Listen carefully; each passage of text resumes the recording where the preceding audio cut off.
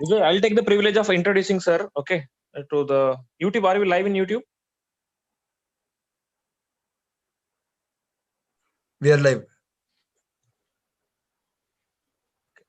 Dear members of the White Army, welcome back to yet another session of clinical case presentation. In today's session, we have Professor Dr. C R BHAT sir, who is head of the department in KVG Medical College, Sullia, who is moderating and being the mentor of this clinical case presentation by Dr. Vijay Balaji, second year MD General Medicine at MSRMC Medical College, Bangalore. Welcome to you, sir. Thank you very much. As we all know, all our members are very fond of Professor C R BHAT sir's classes. A lot of demand we had for his classes, but he was busy with all this COVID cases there, and in the entire district, maybe he's the one who handling the majority of the cases. No. It is not so. It is not so. It is not so. So after a long time, we are getting back to listen to his classes. So we feel again privileged to listen to him and learn from him. And Balaji, you are the chosen one, and you are the luckiest one to learn the maximum. Your case presentation will help us to learn more and better. All the best to you, dear Balaji. And we also welcome all the members to this session. Please make the best maximum benefit out of this session. Over to you, Balaji. Thank you, sir. Good evening, sir. Good evening. Shall we begin, sir? Good evening. Yeah, definitely. Yeah, anytime. Go ahead with yes, Balaji. Yes, sir. Today I'll be presenting the case of a 35-year-old male, Mr. XYZ, who is a driver by occupation, who presented with the chief complaints of fever since 3 months, which is on and off, easy fatigability and dyspnea on exertion since 10 days. History of presenting illness: patient was apparently all right, performing his daily activity until 3 months ago when he started developing fever, high grade, associated with chills and rigor. And he says that some parts of the day he was febrile and some parts he was afebrile. And it was associated with evening rise of temperature and reduction taking some oral medications. And after taking the oral medications, the fever associated with the diaphoresis, following which after some time the patient developed fever once again. There's no history of associated rash, myalgia, headache, or night sweats the patient complained of. There's no localizing symptoms like cough with expectoration, palpitations, burning micturition, or urgency. For these symptoms, the patient has taken a course of antibiotic for 1 week, during which the fever spikes had reduced, and following which 2 days later, the patient has developed a recurrence of fever. And further subsequent antibiotic doses did not have any response to fever, and he had just an improvement with only oral antipyretics. Patient also says that the fever occurred every 3 to 7 days, and it reduced with oral medications. Patient also complained of easy fatigability since 10 days, easy fatigability since 1 month, which was insidious in onset and gradually progressive, worsened over the past 10 days such that the patient had difficulty in performing previous activities and required frequent breaks for the same. There is history of associated loss of appetite and history of associated syncope 3 episodes over the past 3 months. There's no history of cough with expectoration or wheeze, no history of orthopnea, paroxysmal nocturnal dyspnea or bendopnea, no history of weight loss, no history of contact with tuberculosis patient. There's no history of abdominal pain, vomiting, loose stools, no history of melena, hematochezia, hematuria or bleeding manifestations. There's no history of chest pain or palpitations. There's no history of yellowish discoloration of the eyes or urine or abdominal distension. There's no history of involuntary movements like tremors or recurrent headaches. There's no history of exposure to pets like cats or dogs or rearing cattle. Past history: patient is not a known diabetic, hypertensive, tuberculosis, epilepsy, or a known thyroid disorder. He was evaluated 5 years ago at a cardiac center in view of chest pain, and he was advised to undergo yearly echo for the same for progression. But he was not sure of the presence of any disease, but he was just told he would require a yearly cardiac echo and monitoring. Family history: there's no history of tuberculosis, epilepsy, type 2 diabetes, hypertension, or thyroid disease in any of the family members. Personal history: he consumes a mixed diet. Sleep and appetite have been reduced since the past 10 days. His bowel and bladder habits have been regular. He's a reformed smoker. Last he has consumed BD about 1.5 years ago. Ethanol consumption 10 units per day for 3 years. Last drink was 3 months ago. He denies any high risk behaviors. Okay, wait. So summarizing the go case, back. I have a 30-year. Wait. Yes, sir. Yes, sir. Balaji, go back to first slide. First slide. Yes, sir. Yeah. Now, chief complaints. So what do you think out of this chief complaints? Like, what are the common things which comes to into your mind? The Yes, patient presenting with the fever of 3 months on and off. Yes, sir. So Easy whenever fatigue we with have, just 10 days. Dyspnea on exit. so I think there is a patient might have a chronic, whenever there is a fever, I think that there's an inflammation, active inflammation going on in the body. So this inflammation may be either because of an infection, or there may be an underlying malignancy, or there may be an endocrine disease, or some effect of any drugs that if the patient is having. Since it is common in our country that on and off young patient and fever since 3 months on and off, I'd like to think infection is the first possibility, since ours is a developing country and infections are having high prevalence and there's endemicity of a lot of infectious diseases. And easy fatigability and dyspnea is, I would think that there might be a complication of the underlying primary disorder, or it may be an unrelated disorder that we are noticing right now. Okay. Now, you also have said that there is a history of treatment, taken treatment somewhere and some Yes, antibiotic and other things. Yes, That sir. means he has undergone some evaluation and, isn't it? That's what Yes, I sir. assume. Yes, sir. He's not been evaluated in So detail, in sir. spite So of he's just, no, whatever it Yes, is, basic evaluation, whatever, some antibiotics, some Yes, sir. medication. That means he had some medical assistance. Yes. So in spite of this, fever Yes, is going on for the 3 months. As per your heading goes, the title of the today's case goes back. So it definitely falls into the category of fever of Pyrexia, unknown origin. origin, isn't it? So Yes. that too in a young patient of 35-year-old.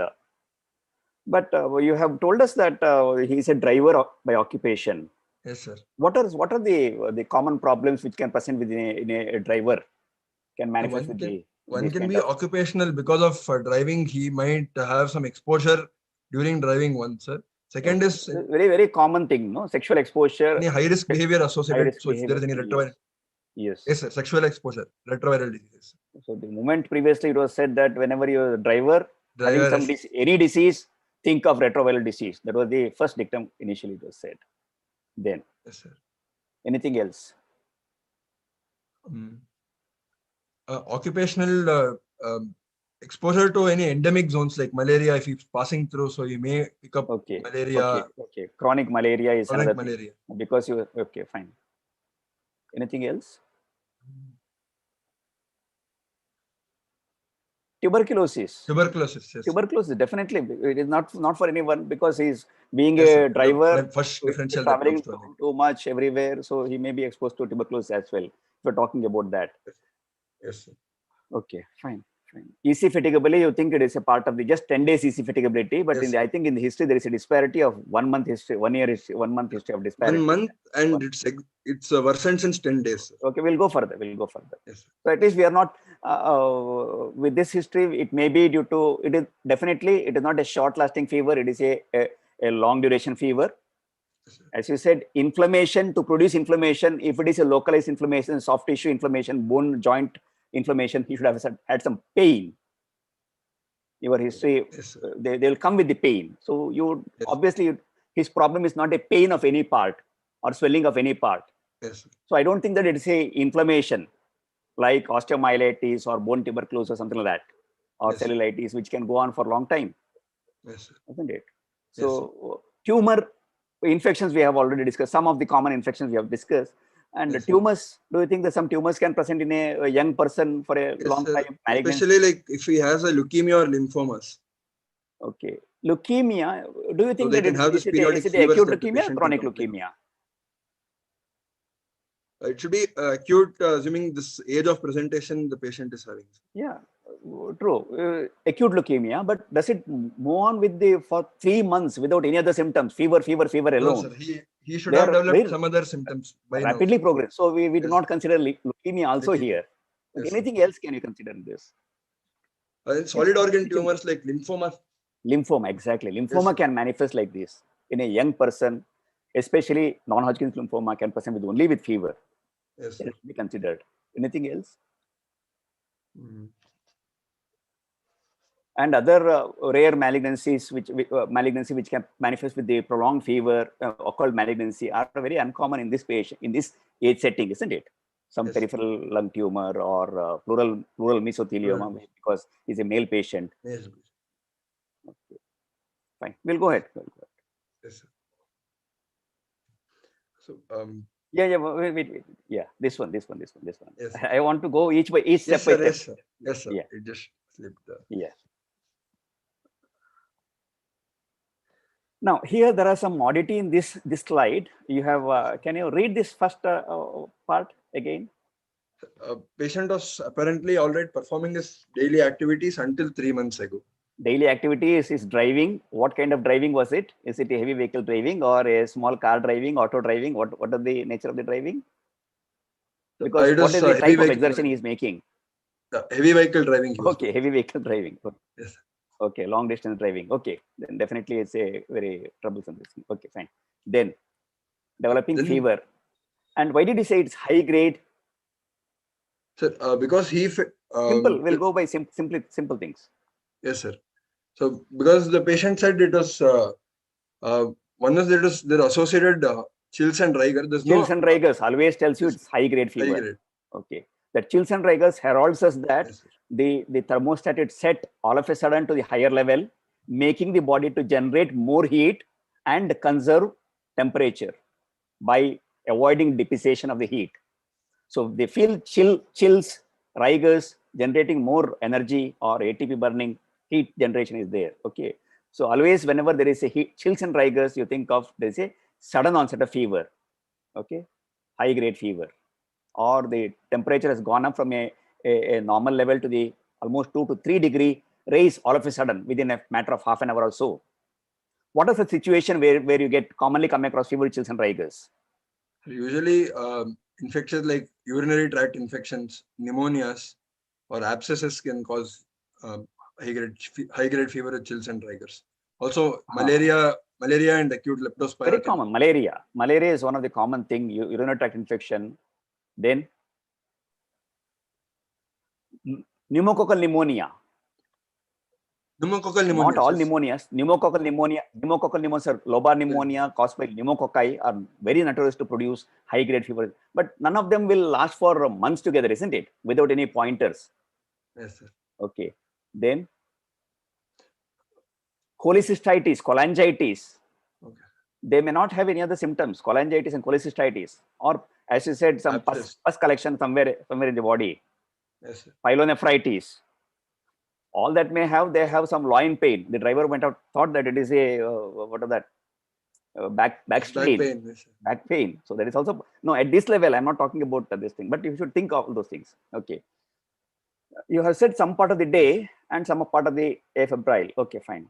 Now, evening rise of temperature does not go hand in hand with the high grade fever, which is in rigor. The so-called term what we use, evening rise of temperature, is specifically mentioned for the low grade fever. Okay. When usually when the patient has got continuous fever, now we know that there is a diurnal variation of 1 degree Fahrenheit. Morning it is less, evening it is less. Morning, little more, 1 degree more, 0.5 to 1 degree more. If the patient has got just 1 degree or 0.5 to 0.7 degree Fahrenheit temperature in the morning, he may not feel that because he's accustomed to that temperature in the evening anyway. But in the evening, when his temperature goes up by 1 degree, little more than the normal, he feels it, evening rise of temperature. So evening rise of temperature is a typical description for a continuous fever rather than intermittent fever or irregular fever or some part of the day. So that two things will not go hand in hand. Okay, fine. Then again, did you mention somewhere intermittent fever? I saw that. Yes, sir. I changed that to some part of the day and some part of the Okay. Somewhere I saw intermittent fever. Again, intermittent Yes, fever because is I said thought intermittent only we'll have to mention only if there is a documented spike. documentation and in the absence of antipyretics. Pyretics, yes. You see, if you have a continuous fever, if you take tablet, it will come down to the normal level. Again, it may go up again, but we cannot say it's intermittent fever. In the absence of antipyretic, when you record the temperature chart every 4th hourly, then only you can say it is intermittent fever. Technically, it is a sign. You should not mention intermittent fever. Rightly, as you rightly said, it presents few hours of the day and reduces with temperature, whatever paracetamol or whatever it is you can say. But intermittent, technically, it is a sign. It becomes a sign. Okay. Now, what about this diaphoresis? There is one more terminology called a diaphoresis. Yes, you have included. Yes.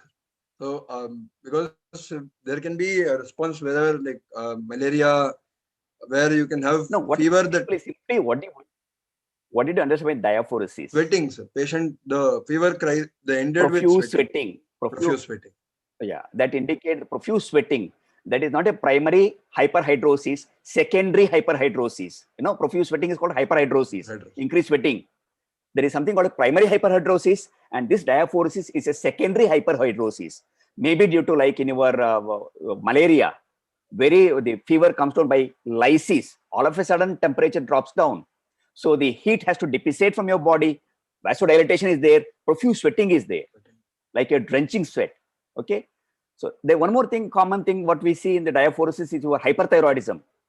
Hyperthyroidism, another common cause which produces profuse sweating. Okay.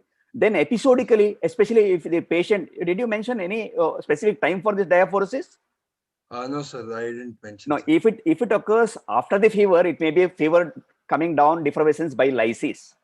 Okay. Sir. If it occurs at the sleep, night sweating, no, specifically the patient says that I got up from the middle of the night, and I was drenched like I had taken, somebody has poured water on me. That is very classical symptom in a B symptom in the lymphomas. Okay, or some tumors. Okay, cytokine induced things. So that has to be highlighted. Okay, yes. Diaphoresis at what time? Only during while fever coming down after taking tablet. Like if you say, if you have seen some people taking nimesulide for even some minimal fever, it was commonly prescribed drug, nimesulide with paracetamol.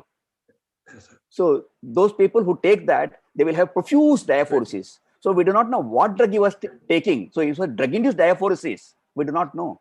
Okay. So if it is night sweat, very specific, it is more significant to us. Okay. Okay. Then not associated with the rash. Okay. So he said there is no rash. Can you highlight some of the fevers, long fever? Here we have dealing with the fever with rash. What are the things which is in your mind? Sir, usually fever and rash, usually they go in commonly seen in acute fevers. So chronic fevers, I would like to think of it as a secondary complication of a fever like. No, it can go on. Rashes can go on in a chronic fever also. But what are the common conditions which will manifest the fever and rash? If you come across a fever and rash, by putting that, you should know. Yes, sir. What are the things you are? So one is rickettsial fever. Okay, typhus. Typhus. Okay. Typhus. Yes, sir. Okay.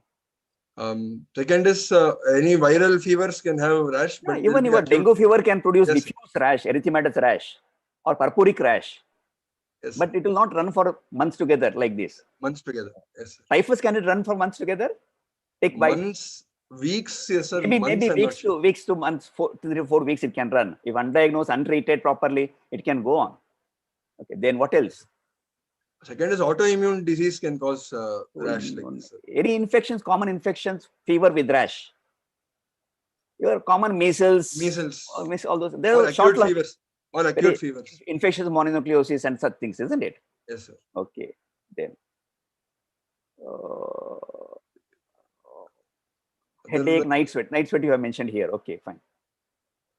Okay. Cough, expectoration, palpitation, burning mixture, nothing was there. Urgency. Not able to localize the symptom to a particular organ. Okay. So typically, even though 3 months of duration, it is by history, it is undifferentiated. We cannot localize the symptom. You localize the site of the infection or the lesion, whatever it is. Okay, any highlights on the antibiotics 1 week prior to the? He's not sure what, sir. He had only a slip where it is not very legible what was given to him. He just said he was told to take antibiotics. Similarly, okay. Similar to rash and myalgia, you can also ask about arthritis or arthralgia, which is more relevant in this thing, this patient, yes, sir. because he has got fever for 3 months, on and off fever for 3 months, arthritis, young patient, young male. Even though we say rheumatoid arthritis is very common in the females, it can occur even in the males. So, writing that there is no symmetrical arthritis or polyarthritis, even sometimes the what is that? Even sexually transmitted infection, reactive arthritis can occur, isn't it? So the many diseases which can manifest with the arthritis. Okay, even though we say chikungunya is a short lasting, but the long lasting arthritis can occur. Okay, headache, night sweat. Okay. Now, which antibiotic would have caused his fever? Stopping the fever or something like that, or is it a pattern of fever? What would you think? I was thinking there is a partial response to the antibiotic, but because then maybe there is some resistance. That's what I was thinking. Sir. Once he's taken and then he's not responding. I don't think that we should think of resistance there, because your next sentence is fever occurred every 3 to 7 days. Occurred once in 3 to 7 days. What does it mean? Is it for 1 day, 2 day, 3 day, once in a week? How much is what is the periodicity? How long he used to have fever? In the 3 months, how many episodes of fever he had? Yes, sir. Got it. Sir, he used to have about 3 to 4 days continuous. 3 to 4 days fever continuously. Then after about 3 to another, leaving that, then another 3 to 7 days later, gap, again he used to get okay, fever. He will not have any symptom. He used to go for driving. He used to go, but it used to be only local there only. He never used to go for but he could perform his activity in spite of, in between the fever episodes. Now, what do you call that kind of fever? Yes, sir. What do you call that kind of fever? Periodic fevers. Sir. Yeah, periodic fever. L-Epstein typically will last for the gap of about 1 to 2 weeks. Yes. Indolent fever, few days fever, again, okay, even your fever and things, okay. Yes, sir. So that you have to come into mind there, okay. Yes. Young patient with fever without any specific localizing symptom, it indicates that it is a systemic inflammation or cytokine release related problem. It may be tumor, it may be anything. We do not know at this point of time. Okay. And to say that we do not have any symptom, to say that one or other systems are involved. Okay. Yes. The only thing is that we have some cytokine or endogenous pyrogen. If it is exogenous pyrogen, he should be on constant exposure, isn't it? Yes, sir. Yeah. Next slide, please. Yes, sir. And this is easy fatigability that was there since 1 month, worsened since the past 10 days, such that he is not able to do any of his activity. What do you mean by what any of the activity means? He is not able to bathe himself. He is not able to any of his daily routine activities, sir. Not so only the training, sir. It suddenly dropped. For 10 days back, he was doing some his bathing and other thing, and suddenly he stopped it, or it made him sudden worsening. Yes, he was not able to do it. Is it a gradual decline in 1 month, or sudden decline in the 1 month, 10 days? Gradual decline over 1 month, and now it is suddenly dropped. Like 10 days, he's dropped suddenly. Okay. What are the situation where do you get such a sudden drop in his daily activity of daily living? In the background of fever. No, you imagine a person who has got, so if you have a patient with tuberculosis, he will go on coughing or he will have some fever, but he will continue to work. Yes, sir. So it is not single disease. On top of his pre-existing disease, something complication has occurred which has caused him sudden deterioration in his physical stamina or whatever it is. Or to perform the activity of daily living, he needs stamina, isn't it? Yes, sir. So it may be in the form of cardiac failure. It may be in the part of, or simply what is that, your hypotension. Yes, sir. Sepsis. Yes, sir. But usually in such conditions, when the sepsis-induced hypotension or sepsis-induced cardiac failure, something like that, patient will have decreased urine output. But in your history clearly say that there is no problem with the urine. Urine output, did you mention somewhere? No oliguria, The urine output I have not mentioned. Okay, that is very important. Any fever or any condition, to assess the renal function, renal involvement, you should always ask about his quantity of his urine and the quality of his urine, physical nature of his urine. Did his frequency come down or go up? You have mentioned that no dysuria, but whether the urine quantity has come down or gone up, or color, hematuria was there. High colored, somewhere you have mentioned that there is no yellow colored urine. Yellow color urine was not there, but hematuria, episodic hematuria, that you have not mentioned. Okay, so those things has to be borne in mind. Okay, then anything else can be thought of, or the infectious process spreading much. Multiple systems are getting involved, making him. Now you should also could have highlighted here what made him to so much of disability, not able to do the day-to-day activity. Is it just easy fatigability, or is it pain, or is it breathlessness while walking, taking bath? It is more like breathlessness while taking bath. So that would have been very specified. Rather than easy fatigability, he feels breathless. If you have a symptom of breathless, we have so many things to analyze. Easy fatigability could be anything. Like this 3 months history of fever would have caused some cytokine and produce the erythropoiesis to a very low level and produce significant anemia, producing easy fatigability. Or this easy fatigability may be because of the hyperthyroidism. Even hyperthyroidism patient will have myopathy and other things. So they will have fever, sweating. Okay. The additive for the hyperthyroidism is that we did not mention about hyperdefecation. Hyperdefecation is not there. Sweating is there. Fever is there.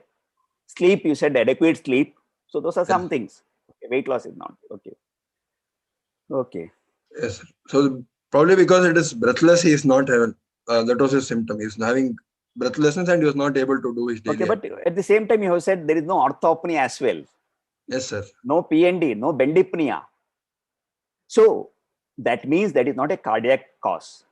If the person had a orthopnea, a PND, I don't expect in a fever, or even in a rheumatic disease at the end of the thing, I don't expect a PND to develop. But orthopnea, if you think cardiac failure, left ventricular failure, biventricular failure, cardiac failure is a definite thing. If you have right ventricular failure, we should have had a history of leg edema. There is nothing about that. But bendypnea, what do you understand by bendypnea? I know you have answered it. Yes, sir. That is secondary to a left ventricular failure. Sir, where okay, that is impending left ventricular failure. If you have left ventricular failure, why should you produce bendypnea? You should produce orthopnea. Even before the stage of orthopnea, when the patient bends down, the aorta, the abdominal pressure goes up, causing more elevation of diaphragm, more left ventricular end pressure, more back pressure. So transient, within minutes of bending down, they develop breathless. Isn't it? Yes, sir. So that indicates impending, not overt cardiac failure like in orthopnea. There is a impending cardiac failure. Even that is not there. So cardiac failure is not the cause for his easy fatigability by your history. I do not know about examination, but by your no orthopnea, no PND, no bendypnea, I can clearly say that the easy fatigability is not due to the cardiac failure. Okay. Agree with that? Yes. Okay. Yes, sir. But again, one more thing you have said, there is no weight loss as well. Yes, sir. You said patient is not eating well. He has got decreased appetite somewhere. Yes, sir. 3 months history of fever and easy fatigability of 1 month. That means you've got significant disease. You've got some loss of appetite. In spite of that, he does not give history of weight loss. Either is documented or patient's assumption. Yes. Whatever it is, what are the possibilities there?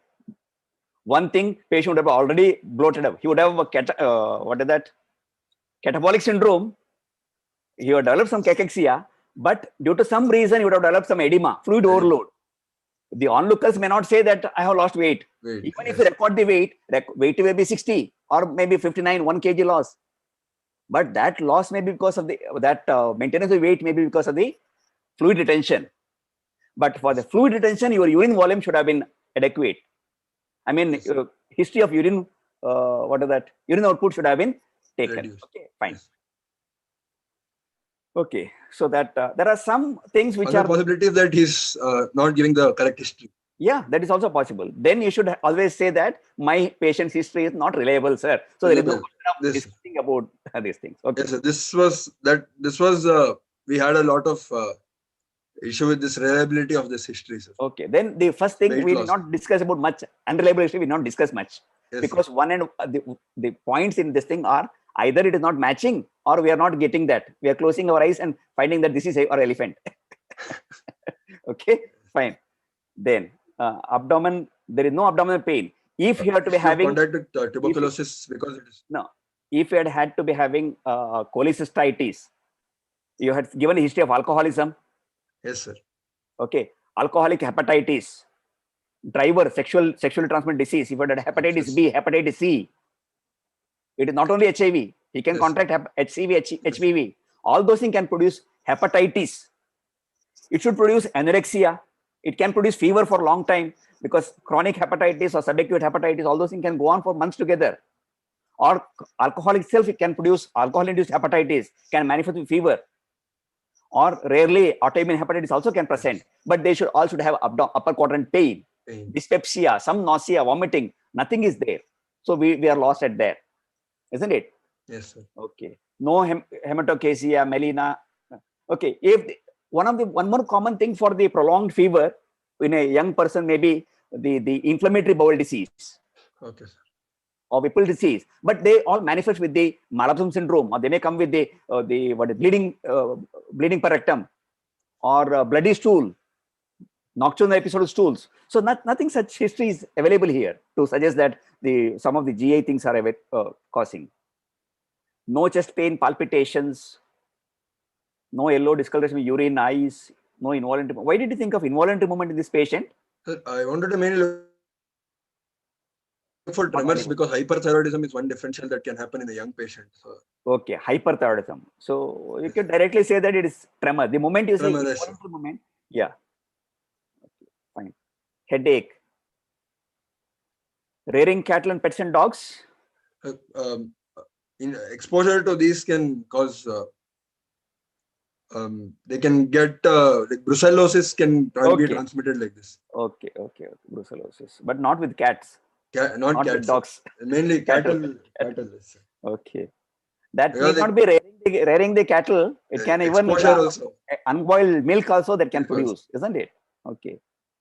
Non-pasteurized milk. Yes, sir. I should have mentioned that. Get the brucellosis. But what is the oddity in the brucellosis in this patient? Brucellosis can one of the common cause of the PUO, infectious PUO. What is the oddity in this patient? Arthritis. There is no arthritis, no myalgia, backache, significant backache. Okay, yes, significant backache. Okay, low backache, or the arthritis are not there. History is lacking there. Okay, yes, sir. Fine, we'll go ahead. Next slide, please. Okay. Yes. So here the past history is not really contributory, other than. Okay, you can contribute to that part where he was told. What was the chest pain? Because I have seen many people with palpitation, they will not be able to express that I have fast heart beating. Okay, sir. They will always say that I have pain at my chest. Yes, in our part, it's very common. I have pain at the chest. On repeatedly asking, on analyzing, we understand that is a palpitation, because patient does not know how to express that symptom. Yes. Unless you ask, speed unless you specifically elaborate what is palpitation, they will not tell. All the things they will enter, they have some discomfort in the chest, they will attribute to chest pain. So you should have, what was the nature of chest pain, you should have elaborated on that. Why did he have cardiac evaluation 5 years ago? So for this, he was not very revealing with this history, sir. He just said there was vague chest pain that was there on and off for 2 days, and local doctor there had suggested you go and get it evaluated. And so he has got it evaluated. So the doctor has found some abnormalities for had to be referred for the evaluation. Yes, what is the situation you get in a young male where the cardiac evaluation is being referred by a doctor, local doctor, maybe Ayurvedic, whoever it is, doesn't matter. Yes, but somebody recognizes there is some abnormality. That means so one can be young patient, so mitral valve prolapse is common. But I don't think that mitral valve prolapse can be recognized by a common general practitioner in a local doctor so easily, unless he is very senior doctor who knows what it is. Okay, even now, even our undergraduate students or even some of the postgraduate students may not recognize mitral prolapse by auscultating because it requires a dynamic auscultation. Okay, so I don't think that he had a significant disease for which or some murmur can be easily recognized by everyone. The moment they put stethoscope, there may be some murmur. So they would be referred for some evaluation murmur. Commonly, a general practitioner refers to the cardiologist for echocardiography, either for the murmur or from acute chest pain manifesting like a myocardial infarct. The history doesn't look like that. Or due to some irregularity in the pulse, irregularity in the heart rate. So all those situations where the people will be referred for the echocardiograph. Once somebody does the echocardiograph, will be competent person will be doing echocardiograph. Once he does it, and he has advised only yearly to the echo. That is what you have written, isn't it? Yes, sir. Yearly. What is the situation where we will see, if you see a non-cardiac pain, patient with non-cardiac pain, do you recommend a echocardiograph every year? No, sir. No. There should be some structural lesion for that. There should be some structural lesion. What are the structural lesion which makes the cardiologist or a physician to recommend yearly evaluation of the echocardiograph? One is the mitral valve prolapse that I was thinking. Mitral valve prolapse with mitral regurgitation, without mitral regurgitation. Mitral valve prolapse can manifest without MR, with MR. Yes, sir. It should be without MR so that we see whether the patient is going into developing mitral regurgitation. Without MR, usually the recommendation after 3 years. 3 years. With MR, you need to have the frequent evaluation to see the progression of the lesion. Okay. That is one thing. Anything else? Bicuspid aortic valve is one more. Sir. Very good. Bicuspid aortic valve is the one thing. Again, yearly evaluation is not required at the age of 35 years. 35 years. Yearly evaluation required after 55 years of age, because that will produce significant hemodynamic problem only after 55 years, not at the age of 35. We will not recommend yearly echocardiograph at the age of 35. Then what else?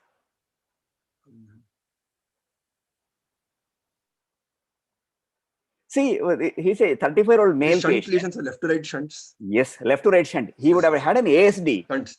He would have had an ASD. That's possible. I'm not saying he had. Yes, there is possibility of ASD. He has not yet developed significant pulmonary hypertension, or he would not have listened to what it says.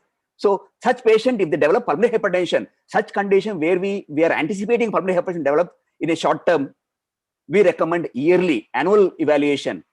Just before the pulmonary hypertension become very significant, 2:1 PS QPQS more than 2:1. So we need to reverse that. Otherwise, the closure is of no use, isn't it? So yes, he has ASD, but there is no significant pulmonary hypertension. So they may have asked for the come after 1 year. We will reevaluate, or maybe small VST also.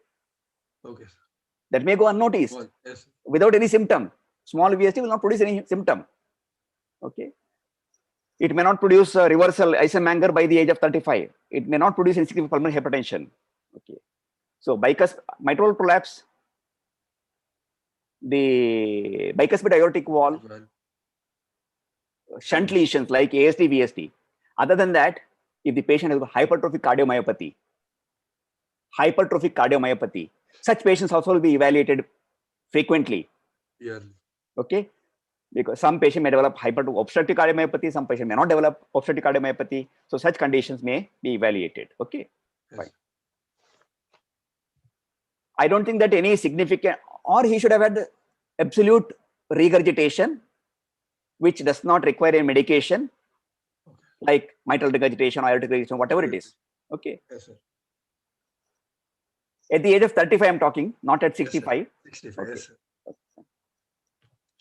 Family history, there's no exposure to any of either tuberculosis, epilepsy, type 2 diabetes, hypertension, thyroid disease in any of the family members. So it is not contributory in his case. So personal history, that doesn't matter. Now here, again, history is not very reliable, I think, because a person who is chronically alcoholic using only for 3 years, do you think that he will stop his previous habit of smoking for 15 years? Again, you should take it with a pinch of salt. Yes, sir. Reform smoker, consumption of alcohol, 10 units. That is a heavy. Is it a, what is it? and only for 3 years being driver. Okay, fine. Yes, sir. Denies high risk behavior also questionable. Pinch of salt. Okay, Yes, fine. So what do you think? What is your this thing? sir. Initial current this one I was thinking, is it because of anemia, whether he's in No. failure? One. Why do you There's say? no feature suggestive. No. Absolutely, anemia in failure will not come in your first differential diagnosis differential. at all. Yes, sir. Because your history was fever of 3 months. Which anemia will produce fever? Tell me. When hemolytic anemias will produce Which fever. hemolytic anemia? Is congenital hemolytic anemia will produce fever? Then which No, hemolytic anemia will produce fever? Like secondary to infection, like malaria causing lysis, that can cause. Okay, that is okay. Malaria, but Yes, then you should have put malaria. malaria. Okay. Infection. Whereas pure anemia, can it produce fever? There have been rare reports that it can cause. Autoimmune hemolytic anemia. Okay. AIAH can manifest with fever. Autoimmune, it is an immune mediated disease. Yes, sir. That can manifest with fever and anemia. And of course, it is hemolytic anemia. Other features will be there. Okay. So if you are putting anemia, you should have put as autoimmune. But I will not put it as an anemia in failure at the first diagnosis. I will put as you've got a prolonged fever. I do not have a pointer to say. But in the background of echocardiography evaluation and was asked to have a repeated evaluation, I would think primarily a cardiac infection. Which can, why do you say that? A fever. Because it can predispose to fever is there and long-standing fever and a cardiac disease evidence. One of the commonest PUO is cardiac infection, that is endocarditis. Does it become a acute endocarditis or chronic endocarditis or subacute endocarditis? This be subacute. Subacute, because he does not, for first 2 months, he did not have any significant illness at all. Only 1 month here. Now that also can explain me that sudden deterioration in his, what is that? His current state of living. Sudden deterioration in his quality of life living. So that may be that would have predisposed for the cardiac failure. But there is no orthopnea, there is no palpitation, nothing. Okay. Tuberculosis still can be possible. Yes, sir. Infective endocarditis the first. Then connectivity, which connectivity disorder do you think of in this patient? Which connectivity disorder? One can be no arthritis, no oral ulcers, no hematuria, no rashes, no joint pain, no myalgia. Technically saying, I do not have anything to say that there is connectivity disorder. One connectivity disorder which cannot manifest anything other than that fever is that aortoarthritis, Takayasu arthritis, which can go on with the fever. But common thing is in female, this age is this, 30 years, young female. But still, I don't say males will not develop, males will develop. Takayasu arthritis may have some myalgia, some vague discomfort, easy fatigability because of, his easy fatigability would have been because of that, Takayasu arthritis. But don't forget about that. But you simply don't put a blanket connectivity disorder. It cannot be arthritis, it cannot be rheumatoid arthritis, it cannot be SLE, it cannot be any of the vasculitis. Do you think that is a venous granulomatosis or polyangiitis granulomatosis? There were other symptoms will be there. Hemoptysis, a cough and other things. So that history is obvious. So simple connectivity disorder is not okay. But if you're putting connectivity disorder, you should put that. Okay. Fine. Yes. Lymphoma, leukemia, again, I will not vote for that. Consider first, because if it is acute leukemia, within 3 months, you should have many other symptoms. Yes, sir. Okay. But lymphoma can manifest, it can be indolent, it can go on for months to years with only fever, episodic fever and night sweats or even sweats. But one more thing, being alcoholic, what other history should have been clinched the diagnosis of lymphoma? Sir, response to after taking alcohol, the lymph node, he develops pain in the lymph nodes. Exactly, the pain in the lymph node. If the lymphoma is having mediastinal adenitis or para-aortic lymphadenopathy, they will have intense pain. Not 100% of people, but most may have intense pain, abdominal pain or chest pain after the consumption of alcohol. And they may have intense pruritus as well. So that should have, that history, negative history would have said that most unlikely to have lymphoma. Okay, that negative history would have been important here. Okay, fine. So I will put my diagnosis as a prolonged fever of unknown origin. I do not know what is the thing. It may be simple tuberculosis. It may be chronic malaria. I do not know. Chronic malaria can cause, because he's a driver, he's exposed to many things. So chronic one more thing, being a driver, you should not miss HIV status. HIV, yes. He may be having human immunodeficiency virus. Yes, sir. He has gone for the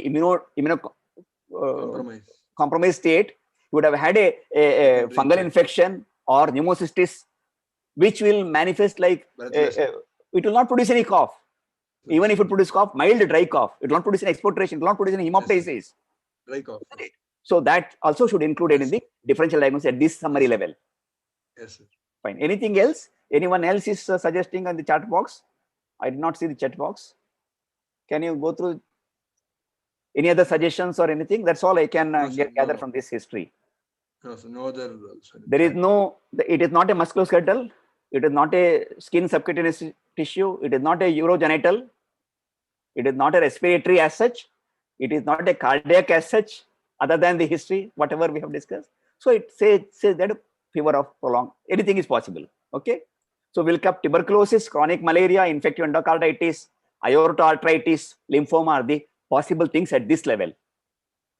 Yes, sir. But in being YouTube, there is no suggestion. Sorry. Even in YouTube. Okay, fine. Being sudden deterioration in the last 10 days, deterioration, there means there is some complication happening on top of this long-standing fever. What is that complication? Our history did not relieve anything. Yes, sir. History did not tell us anything that what kind of complication other than weakness. Okay, fine. Yes, sir.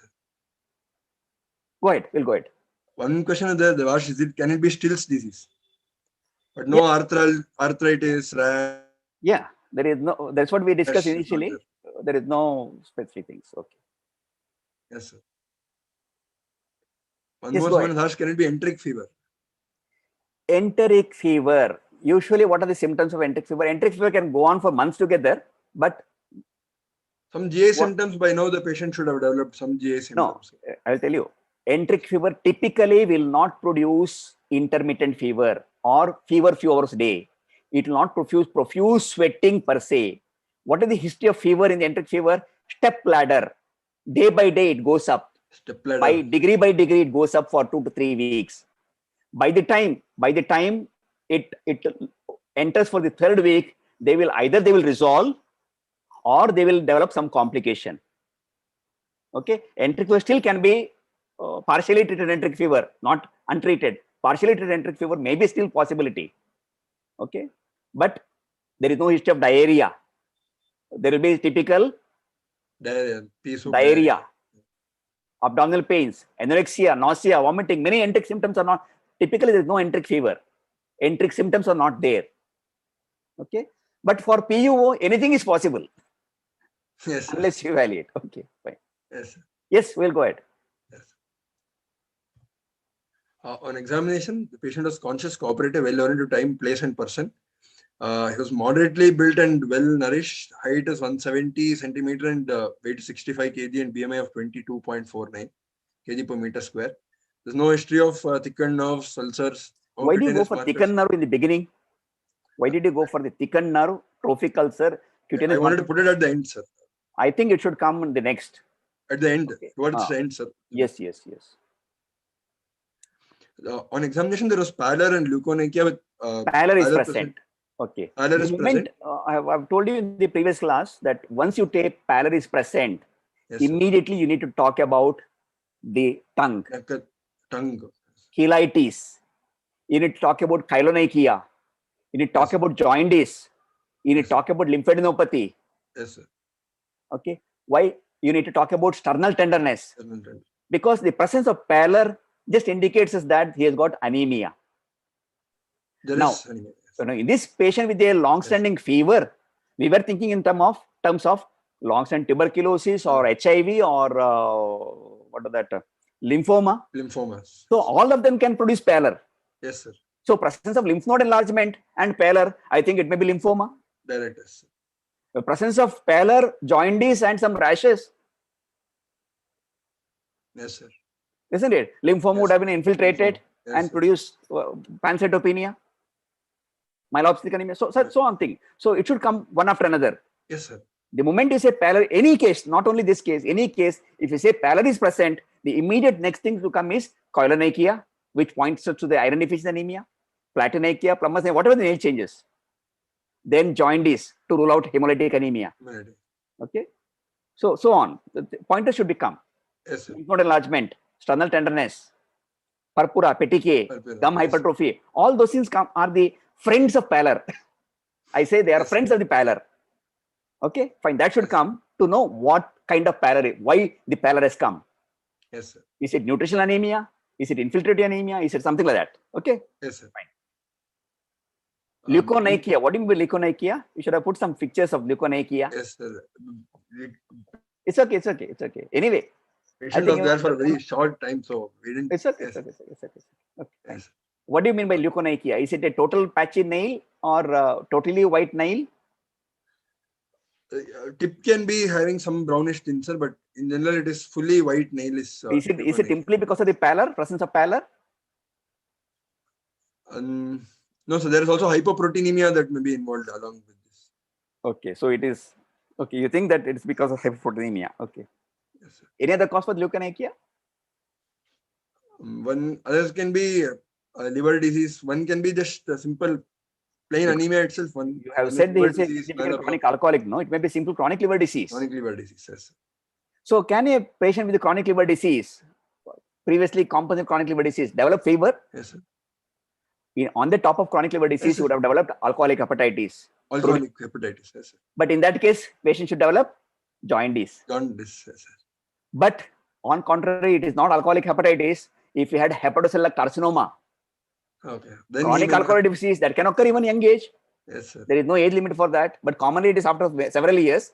But hepatocellular carcinoma can only manifest in the background of compensated liver disease. They can develop hepatocellular carcinoma, which may go on for some time before they develop more symptoms, because it's a focal lesion, no? Okay. Yes, sir. Conjunctiva and mucosa. What was that? Conjunctiva and mucosa? So pallor was noticed mainly in the conjunctiva and the mucosal. Okay, fine. I had not mentioned previously, so knuckle hyperpigmentation we had noticed. Fine. What does it tell you? What does it tell you? There is coexisting B12 nutritional deficiency. Probably Okay, B12 so pallor with knuckle pigmentation. At the same time, the hair will be grayish in color, coppery brown in color. Thin, flimsy, coppery brown hair will be very commonly associated with this thing. Okay. Yes, bilateral painless pitting pedal edema. What is the extent of the pitting pedal edema? up till the knee, sir. Until the knee. So was it a slow edema, fast edema?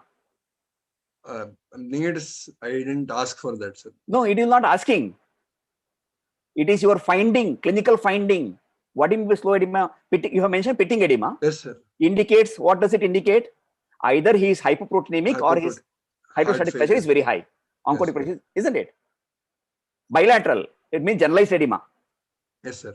Did you note sacral edema? Yes, sir. Did you note sacral edema? No, sir. I didn't note it. No, whether his JVP was elevated with this edema? No, sir. It was not. Was there a positive hepatojugular reflex? No, sir. It was not there. No, those are the. I'm not talking about this particular case now. I'm talking in general. If you get a patient with bilateral pitting pedal edema, we have only two mechanisms. One is hypoalbuminemia, and another one is increased hydrostatic pressure. Decreased oncotic pressure, increased hydrostatic pressure. Now, how do you differentiate these two things? If there is a increased hydrostatic pressure, that means systemic venous pressure is increased always. Either JVP should have been elevated, or at least hepatojugular reflex should be positive by the time. Typical condition, cardiac failure, renal failure. Both condition, hydrostatic pressure is increased, they will develop with edema. JVP will be elevated, or hepatojugular reflex will be positive at least, isn't it? But if we say that I have a patient with edema, but hepatojugular reflex and JVP is not elevated, that means intravascular volume and pressure is low. That typically occurs in decreased oncotic pressure. So that should have been taken into account. Okay? The moment you say edema, associated with JVP or not associated with JVP? No, so the HJR, not. Again, then you need to look for further. There is one more thing called as what is the grading of edema. You have said 2+. That means probably moderate edema. And you need to give firm pressure on the both side and remove it. Look at your stopwatch. If it fills up to the normal level within 40 seconds is called as fast edema. If it takes more than 40 seconds, it is 30 to 40 seconds. The different book mention. It said slow edema. Slow edema is in the increased hydrostatic pressure. Fast edema is in the decreased oncotic pressure. Okay, so that helps us to differentiate what could be the underlying cause. Fine. Okay. No icterus. Okay, no clubbing, no cyanosis, no lymphadenopathy. So hope you have looked for all lymph nodes. Very commonly mistaken subject is lymphadenopathy. You forget to examine the axillae. You forget to examine the groins. You forget to examine the okay. So many things you forget. You may simply look at some of the jugular neck. So don't do that. Okay, fine. No tremors. What type of tremors you are? Fine tremors. Mention very specifically. I did not find any fine tremor by my technique. Okay. Then you have said some petechiae over the anterabdominal wall. What is that? Probably it's secondary to. Can you describe that petechiae? Thrombocytopenia that the patient is having. That, can you describe that petechiae? Because anterabdominal wall is not a typical site for the petechiae. Where they get petechiae typically? Over the trunk you get it. Hands. Petechiae means a small cutaneous bleedings of the pinhead size, isn't it? What does the purpura means? Purpura is more than 1 centimeter. Yeah, little larger. Larger. Pin tip to pinhead size is the petechiae. Very tiny bleedings, whereas little larger ones are purpuras. It may go up to 1 centimeter also. Ghost purpura. You have seen elderly people senile purpuras. So it may be go blanching, blotchy things. So isn't it? So you're specifically petechiae. Petechiae is a very specific feature of quantitative defect in the platelet. It can occur both in quantitative and qualitative. That thrombocytopenia is one of the commonest cause. But where does it occur? Most commonly in the trunks. In a lying patient, why it should develop on the abdomen? Usually petechiae you see in the leg, or palate, or the pressure areas. Yes. Abdomen is not at all a pressure area. So it's very unusual to develop a petechiae in the abdomen. Okay, I cannot imagine a condition unless the patient has been keeping his hand for quite a long time on his abdomen, pressing his abdomen for some reason. It is unlikely to develop a petechiae. Okay. Yes. Okay. So anything else? Was it a petechiae or purpura? So it was petechiae. Because again, if you say it's a palpable purpura, palpable ones, vasculitis would come in. But again, that is not the typical area. That is not the typical area. It is again in the extremities. And pressure. Okay. So that is not a very typical area for the development for the petechiae. Okay. Yes. So the moment you say petechiae somewhere, immediately next you should test for the tourniquet test or Hess test. Okay. Did you get my point? Hess test. We are talking about a person who has got developing spontaneous petechiae or purpura. Bleed. You should always induce the pressure, Hess test, and find out whether it is a Hess test and find out there is a thrombocytopenia. A Hess test has to be done. Okay. Yes. Fine. Okay. No oscillus node. Okay. Where did you look for oscillus node? Sir, over the palms and soles have looked for. Oscillus node. Yes, sir. Painless. Sorry. Over the hands and the feet. Mainly over the hands. Oscillus node always painful at the pulp of the finger. Oscillus nodes are the very painful nodules on the, whereas Janeway lesions are on the palm. If you look at the Davidson also, it gives the Janeway lesions are the blackish spots on the palm and sole. They're painless. Splinter hemorrhages on the this thing. Okay, fine. Nails. They all indicate presence of infective endocarditis. You should also look for the rod spots. Sometimes these peripheral signs may not be there. Rod spots may be there. Okay. Yes. Fine. There's no spine tenderness or any marfanoid habitus. That was. Okay. Why did you look for spine tenderness? If there is any abscess that might have been there. Paraspinal abscess, psoas abscess. For 3 months. Paraspinal abscess or psoas abscess are very notorious to produce that. They may not produce any paraplegia and other things. They may, but okay, fine. Now going back, one thing I forgot. What is that? Okay, fine. in a presence of pallor, you should also look for the sternal tenderness. Yes. Myelophthic anemia, a leukemia, sometimes aleukemic leukemia or subleukemic leukemia, they all may manifest with the, or lymphomas, they all manifest with the, because your patient has got pallor and thrombocytopenia, no signs of nutritional deficiency, no signs of hemolysis. See, you did not talk anything about chylonychia, glossitis, other than the knuckle hyperpigmentation. Yes. Okay, so that can produce, can the megaloblastic anemia or the B12 deficiency, folic acid deficiency, being a chronic alcoholic, Yes, is sir. common, no? Yes, sir. It can so can it develop bicytopenia, like you said, pallor and purpura? Definitely, yes, sir. Fatigue. Pallor is there and thrombocytopenia. Is it It possible can to cause develop B12 alcohol itself causing bone marrow suppression. Both can be possible. does it produce bone marrow suppression? The alcohol induced. Okay, fine. We'll go ahead. So megaloblastic anemia itself can produce thrombocytopenia. Yes. Anemia and thrombocytopenia. Okay, fine. But they cannot produce fever of 3 months. 3 months, yes. Okay. Blood pressure 90/60 millimeter of mercury. It is in the right arm supine posture. I'll have it. The moment you say you have recorded only 90/60, which position was it? Which arm was it? Yes, right arm supine posture, sir. So I have told you one thing, that it may be aorta arthritis. You should have recorded blood pressure in other arms, all 4 limbs. You should have looked for the vascular bruit everywhere. Moreover, even if you do not look, that doesn't matter. Any person who has got blood pressure of 90/60, what next you will do as a physician or any doctor? You should look for postural hypotension.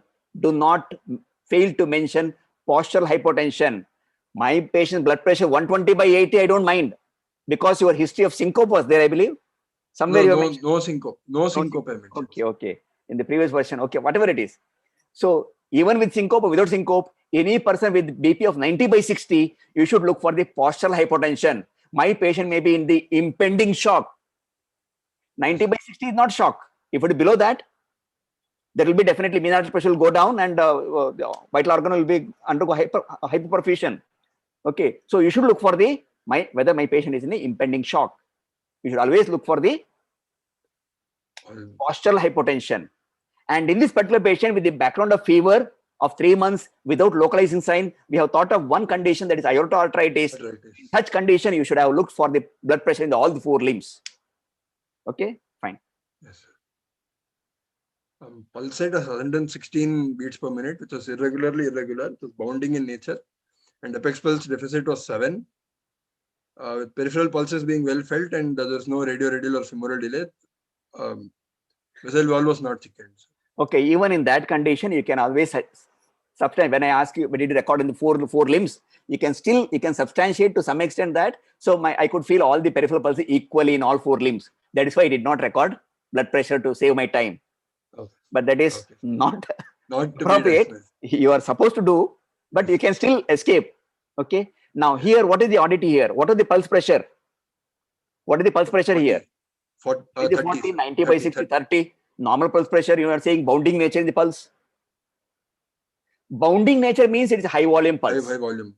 High volume pulse should always be correlated with the wide pulse pressure, at least more than 40. So that is not going hand in hand. And whenever you say tachycardia, 106 is a tachycardia. What was the temperature during that time? The temperature, he was afebrile at that time. So 98.6 he was at that time. 98.6. So it was 98.6. That is normal temperature. You got some tachycardia. Yes. What is the significance in a patient with a fever of long duration? So relative bradycardia can be... relative bradycardia can occur in typhoid fever, drug fever, leptospirosis, meningitis, anything, blah, blah, blah. Okay, what I'm asking is there any significance for the relative tachycardia? What do you understand by relative tachycardia? Everyone asks about relative bradycardia. I'm asking, what is relative tachycardia? More than 10, for every 1 degree rise in Fahrenheit, there is more than 10 pulse increases by more than 10. What I mean to say is that if you have got a temperature of 101 degree Fahrenheit, your pulse rate should have been at 120. Suppose if you get 140, pulse rate of 140, what is the condition you think of? Infective endocarditis is one. Okay, Abscess is one. cardiac infection, Cardiac illness. myocarditis, infective endocarditis, anything else? Rheumatic fever, Abscess, sir. rheumatic fever. Okay, what else? Drug fevers are Drug fever. drug fever can be associated with both what that related to bradycardia as well as tachycardia. Okay, viral fever, dengue fever, or viral fevers Yes, sir. are also known to produce significant Myocarditis. tachycardia. Thyroiditis, Thyroiditis. I mean your hyperthyroidism. Okay, so those things should be highlighted. Autonomic Autonomic dysfunction. diabetes, autonomic dysfunction, anything, any infection Yes. with autonomic dysfunction. Okay, fine. Now, if the pulse is irregular, do you think the pulse will be bounding nature? If the Yes, pulse sir. is irregular, we understand that when you say irregular, what does it mean to us? Commonly, somebody is writing there AF. Isn't it? AF, There are yes. some more, this thing. Either it is cellular atrial fibrillation or it can be multiple ectopics that don't have a fixed time of. Okay. Now, because you said pulse diff is only 7, it may be multiple ectopics. So you can simply say that it is irregular. Okay, sir. Okay. To cause it as a irregular, I don't, what is that? Your ectopic should be multifocal, occurring at different phase of your cycle. It's very difficult to understand that. Okay. Fine. Okay, sir. Just irregular pulse. Irregular pulse. Okay. Or you can say irregular with the bounding nature pulse 106 with the pulse pressure of 30. Again, I have a little difficulty in understanding this concept of pulse pressure of 30. Can it be that this patient had background anemia and then because of this recent decompensation of the blood pressure that we are getting a bounding pulse like this? Why the systolic blood pressure should be 90 in an anemic patient? And now he's like developing like shock. Like I know Okay, but impending shock you did not mention about this postural like septic shock bradycardia and postural tachycardia. Postural tachycardia and postural hypotension. And in a patient with impending shock, if you want to say impending shock, it will typically produce a narrow pulse pressure, low volume pulse, not bounding pulse. Okay. Okay, you want to cut off the peripheral circulation, you want to infuse to the major organs, renal perfusion, brain perfusion, isn't it? So peripheral vasoconstriction will be there. Constriction will be there. Okay, unless it is a distributive shock. Septic shock it can cause vasodilatation. Yeah, that is called as septic distributive shock. There is something called as distributive shock. Yeah. Distributive. Yeah. Okay. So there should be significant sepsis. Yes, sir. Okay, fine. Yes. You said saturation 94% at room air. Yes, sir. Okay, so little lower than normal, maybe. Normal. Okay, fine. Respiratory rate on the higher side. 28%. Okay. Any significance on that? Abdominal thoracic? Anything? Usually males, they have abdominal thoracic in case they develop secondary complications. In this 28 cycle per minute. Yes, sir. You said patient has got pallor and his heart rate is 106. Yes, the 28 pulse rate is normal, abnormal? Heart failure patient. No. You said heart rate is 106. Yes, sir. Temperature is normal and patient got pallor. Now this heart rate of 106 may be simply because of anemia, compensate for the anemia. Yes. And even the respiratory rate may be because of similar reason. Yes. Naturally, when the heart rate goes up, respiratory also will go up. That also go up. Okay. That doesn't have any significance there. Okay. Yes. That doesn't give us any clue, at least. Yes, okay. Systemic examination in the cardiovascular system. This one. Now, how much time do we have? Was heard in all areas. There is a soft blowing ejection systolic murmur of. Sir, we can go, sir. There is no specification at the time. Fine. Yes, sir. There is a soft blowing ejection systolic murmur of grade 3/6 intensity in the pulmonary area, and at the time of examination, the JVP was normal. JVP was not raised, sir. Okay. I should have mentioned hepatojugular reflex, which I didn't, sir. I should have mentioned. That typically will be examined with the general examination. JVP is a part of the peripheral vascular system that should come with the pulse or whatever it is, pulse, BP, JVP, all those things will come together. Okay. So, and in the systemic examination, you will typically say that I have commented about JVP already. That is ideal way, because along with the edema, along with the pulse, along with the BP, JVP will tell us many things. Okay, fine. So if you say, did you talk about apical impulse? Very significant in this case. Yes, sir. The apical Where is the impulse location was, of apical impulse? What is the nature of apical impulse? apical impulse was in, I didn't mention it, sir, but it was in the 5th intercostal space in the left mid. Okay, that tells me that there is no cardiomegaly. Yes, sir. If you say your apical impulse is in the left fifth intercostal space, that tells me that there is no cardiomegaly. And if we say the character of the apical impulse is normal, it is not heaving or it is not hyperdynamic, I assume that there is no obstructive lesion producing LV hypertrophy, or there is no volume overloaded lesion producing hyperdynamic circulation.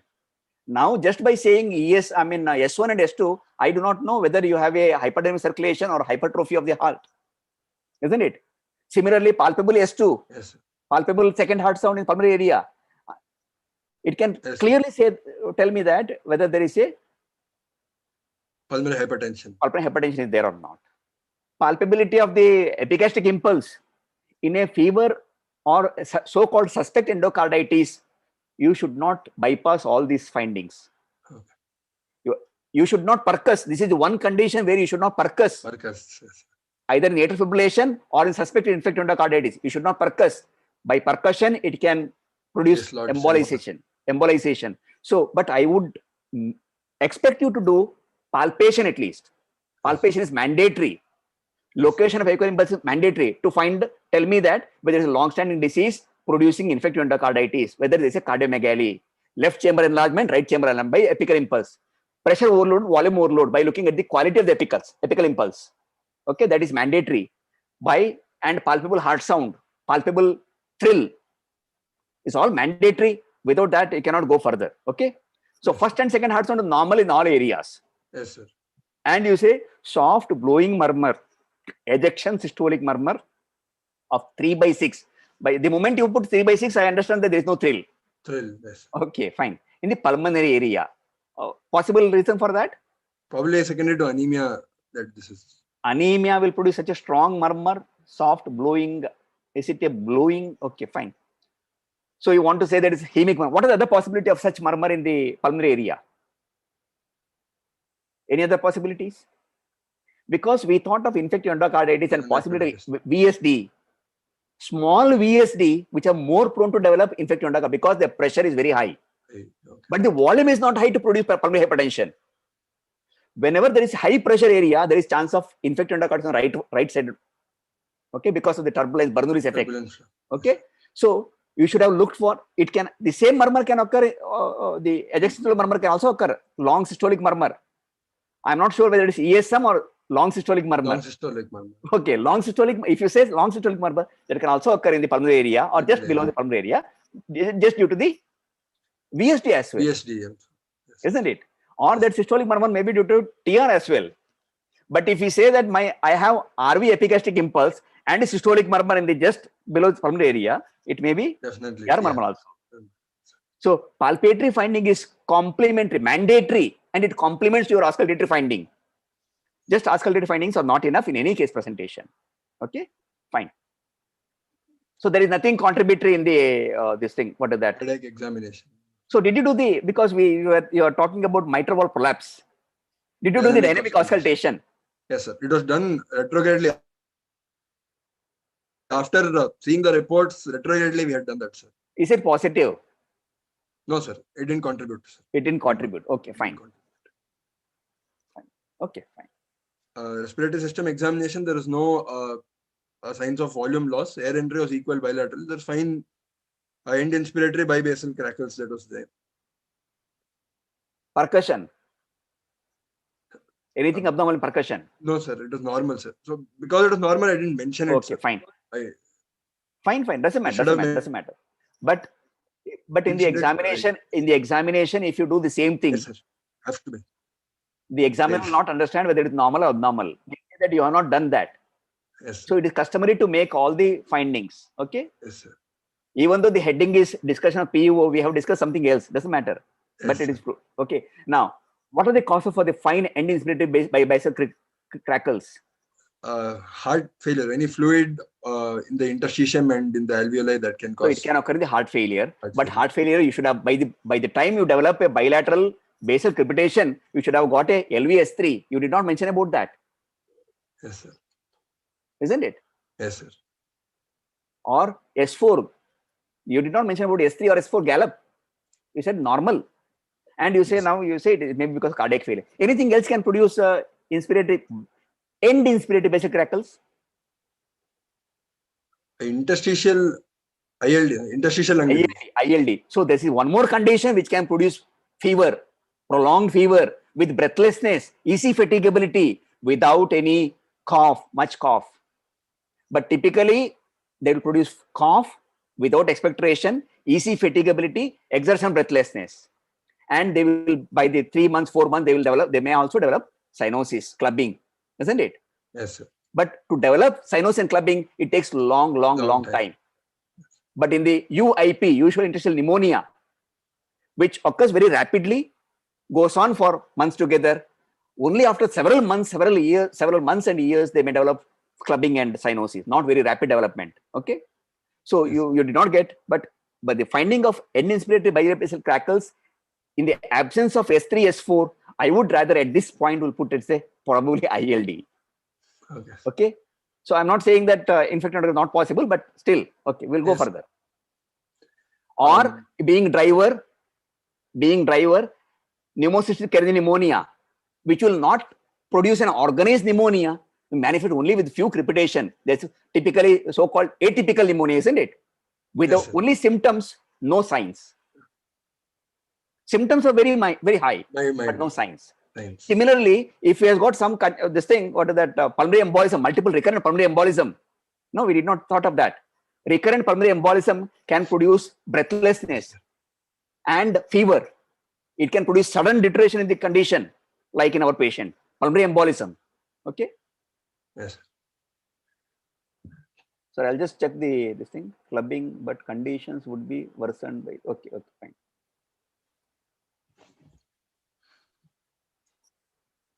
PCP, I don't think that it will worsen so rapidly. It may go on some time.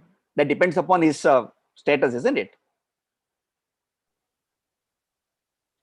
Yes, sir. Okay, fine. Well, he would have developed secondary opportunistic infection, and by this time, he would have other complications of the same.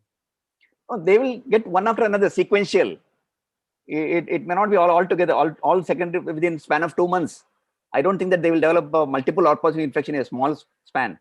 Once they have PCP, it may have to be diagnosed. It may go on for months together, years together, sometimes. Yes, per abdomen, there was, I wanted to highlight was there is no palpable organomegaly or renal angle tenderness. Okay. Because what organomegaly a lot of you look for? Sir? What specific organomegaly you look for? One was hepatomegaly, splenomegaly, and rhinomegaly. 3 things. I think in this patient, both hepatomegaly, splenomegaly should be carefully looked for. Yes, sir. There was no ascites as well, in spite of the chronic alcoholic. Fine. No free fluids. Fine. Did you look for all methods of organomegaly, palpation, and percussion? Yes, casualism, everything? Okay, yes, fine. Sir. Fine, doesn't matter. But on ultrasound, it was seen, sir. Like there was mild splenomegaly on ultrasound, but clinically, we didn't get ultra. What was the size of the spleen? It was 15 centimeters. 15 centimeters should be definitely palpable spleen. 15 centimeters spleen should be definitely palpable and definitely percussible spleen. A mild splenomegaly, normal spleen size about 8 to 11 centimeter. Even thickness is more than 5 centimeters abnormal, and 15 centimeter spleen is usually palpable spleen. Okay. Anyway, it doesn't matter. That is the investigation. No, we'll go by this. Okay. 13 centimeters. Okay, fine. Yes, sir. On neurological examination, the patient was conscious, cooperative, well into time, place, and person. His mini-mental state examination was normal. He didn't have any focal deficits. There's no neck rigidity or neck stiffness. Fine. Doesn't matter. Anything else on the systemic examination? No, sir. Okay. Did you fail to mention about thyroid examination? Okay. No. You're talking about a male patient who has got fever, sweating, weight loss, easy fatigability. Thyroid examination was mandatory in this patient, at least in the general examination, or at least somewhere in the local examination of where thyroid examination was mandatory in this patient. Look for all signs of thyroid. Tremors you mentioned, but the goiter, eye signs should have been mentioned. Okay, fine. Next. At the end of this thing, what do you put? Okay, fine. Yeah. This was my differential, sir. First, I was thinking. No, why do you put malaria as the malaria? No, I would. No, you should give the priority. After endocarditis first. After your history, you said it could be tuberculosis. We said it could be infective endocarditis. We said it could be lymphoma. Many things, isn't it? Yes. AIH, and we also added one ILD there now. Yes. So what are the things now? Typhoid fever, primary, secondary, HLH. Why do you consider this? Malaria, typically when you don't, in a chronic malaria, what is the obvious finding? Spleen should be spleen. Pallor may be there. If the pallor is there, there should also be icterus should be there. It is a hemolytic anemia, isn't it?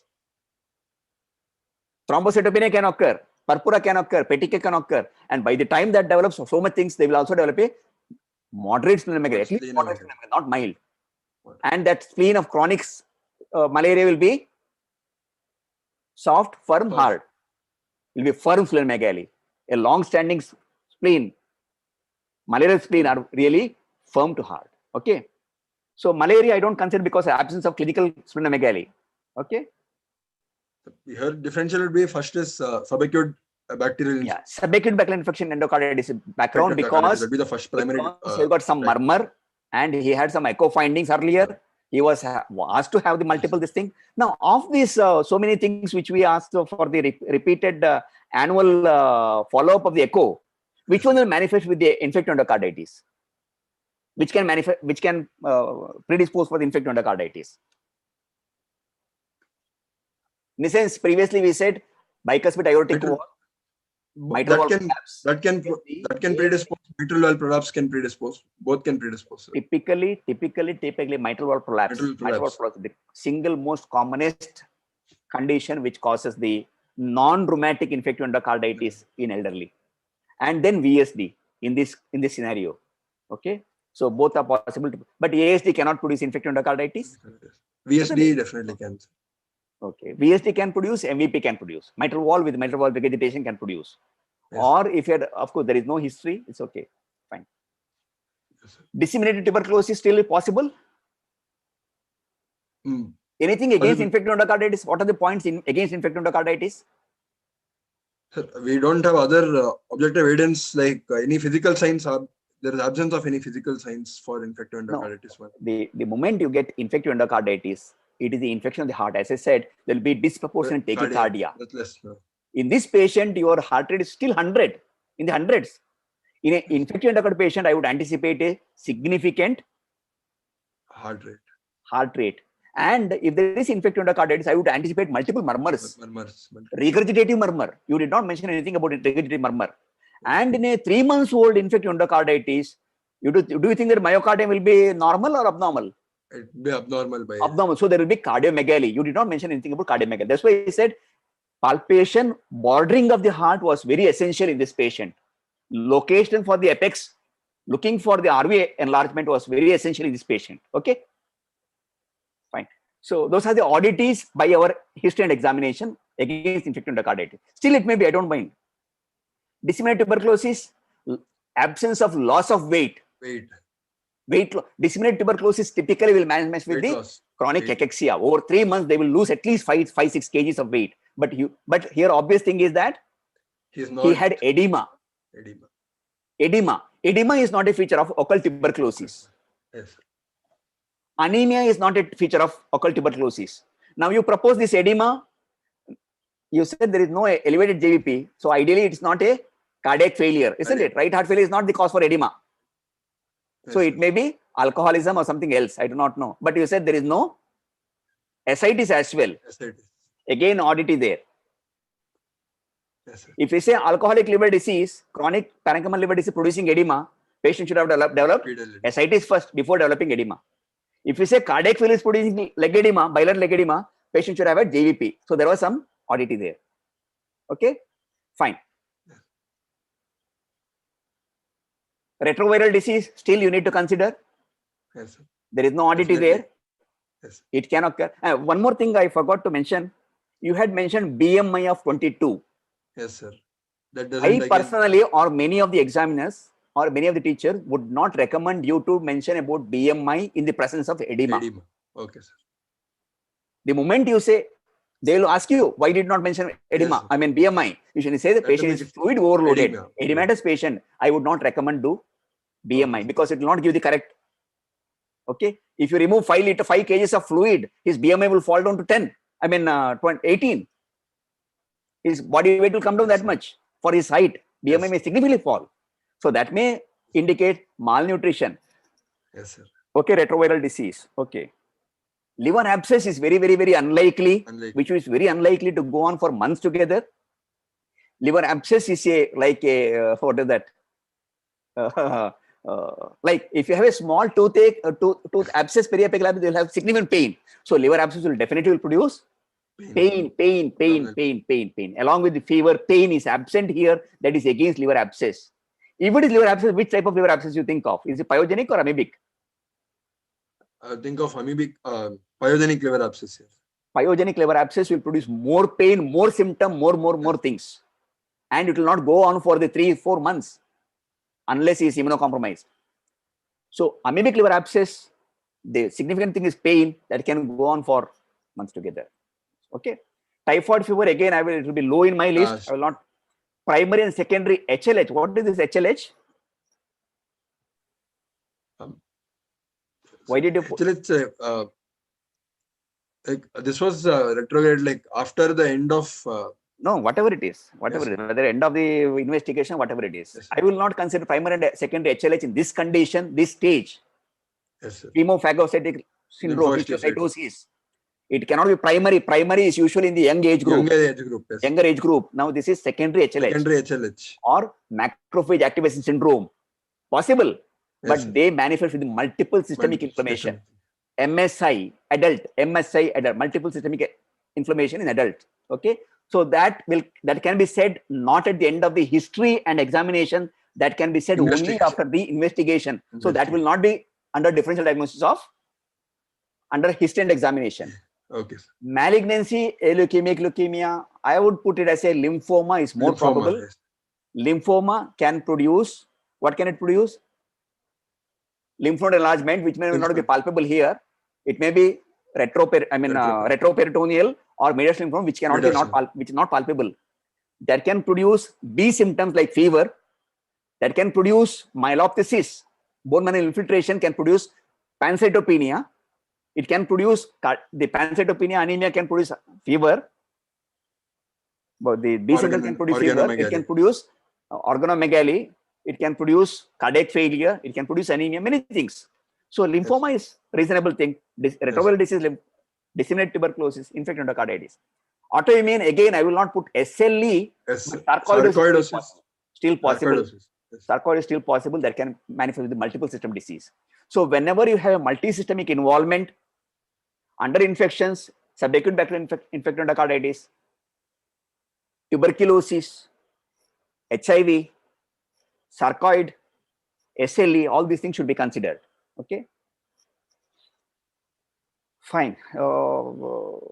I think even at the end of the history, there is no pointer to say that there is definitive, but in the background of cardiac findings, echo findings in the cardiac abnormality and some murmur, we may assume that it is a infective endocarditis, which can produce prolonged fever. Subacute infective endocarditis can produce prolonged fever, which can cause anemia. But history of hemorrhage, many things are oddities are there. That is one first. Disseminated tuberculosis or other things are all second, later list. Okay. Anyone else has suggested in chat box something? Sarcoidosis, as we have already discussed. Anemia and splenomegaly. There is no clinical splenomegaly. Okay. Can it be rheumatoid arthritis but no arthritis? Okay, fine. So no arthritis, they are unlikely to be rheumatoid. But aortic arthritis is still possible provided you examine all peripheral pulses properly. Aortic arthritis and bruise. Okay, that is one of the common cause for the PUO in, of course, we have come across several patients. Okay, fine. We'll go further. We'll see what investigation would like to do in this setup. No, first is I would like to get to. Yes, sir. You have forgotten to mention a definitive finding. There is a pallor, there is features of thrombocytopenia and knuckle pigmentation. Okay. Megaloblastic anemia. Okay. Yes, sir. That can be put directly. Okay. There is And you did not, by this differential diagnosis, you did not include the features of leg edema. Okay. Bilateral basic crepitation also not included in this differential diagnosis. Okay.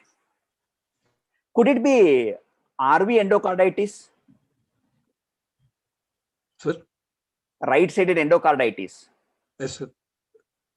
Common in IV drug abusers. Yeah, because he's a driver. Yes, sir. He's an alcoholic. He's a smoker. He denied his this thing. So IV drug abusers, what type of endocarditis will produce? Native valve endocarditis. It produces native valve endocarditis because there is no history process in this patient. Typically, right-sided endocarditis. Right-sided, yes, sir. Right-sided endocarditis, they embolize. They may remain asymptomatic. They may present with right heart failure. One of the common manifestations of right heart failure in infective endocarditis is right-sided endocarditis. They can embolize to the bilateral lung, both lungs, multiple lesions in the lung, produce cough, hemoptysis, or sometimes crepitation, simple crepitation. So it may be right-sided endocarditis also. We do not know. Yes. Somebody is saying Whipple's disease. Yes, anything is possible. Fungal disease, TR, Whipple's disease, many things is possible. I don't say no. Okay, but Whipple's disease typically will manifest as GI symptoms, malabsorption. GI symptom. There is none of the GI symptom, malabsorption symptoms are there. Okay, other than edema. Fine. Yes, sir. Yes, we'll go ahead. Yes, sir. With what investigation would you like to do? To differentiate. Okay. The first is now the primary investigation will be your CBC. Yes, sir. Then there will be hemogram, panel, isn't it? Yes, sir. Okay. CBC, what does it say? Because it is all hatchwatch. Hemoglobin, yes, you have mentioned is 4.6. 4.6. That means you got significant anemia. Anemia, yes, sir. Significant anemia. Where is the platelet count in this page? The moment I get hemoglobin of 4.6, I will look for the MCV. MCV of 115. That means macrocytosis is there. Significant macrocytosis. What are the conditions which produce macrocytosis? Thyroid. First is B12 deficiency, folate deficiency. Megaloblastic anemia. Megaloblastic anemia. Yes, sir. Okay. Then thyroid disease, thymine responsive B12 deficiency. Only hypothyroid disease, not hyperthyroid. Yes, hypothyroid disease. Okay. Anything else? Then myelodysplastic syndrome and ethanol consumption, alcohol. Myelodysplastic, chronic alcoholism. Chronic alcoholism. Even in normal pregnancy. Okay, all of them can produce. Even a patient who got reticulocytosis, if this anemia is because of the hemolysis, if this anemia is due to hemolysis, and if you got reticulocytosis, yes, reticulocytes are larger cells, isn't it? They will be picked up as MCV of more. Even reticulocyte is one of the cause for the MCV. So those are different diagnoses for the. Yes, somebody is putting metformin and phenytoin. They are all causes for the B12 deficiency. Okay, thereby it can produce. Okay. Yes, sir. Then once you look for the MCV of 115, immediately you should look for the peripheral smear. Look for.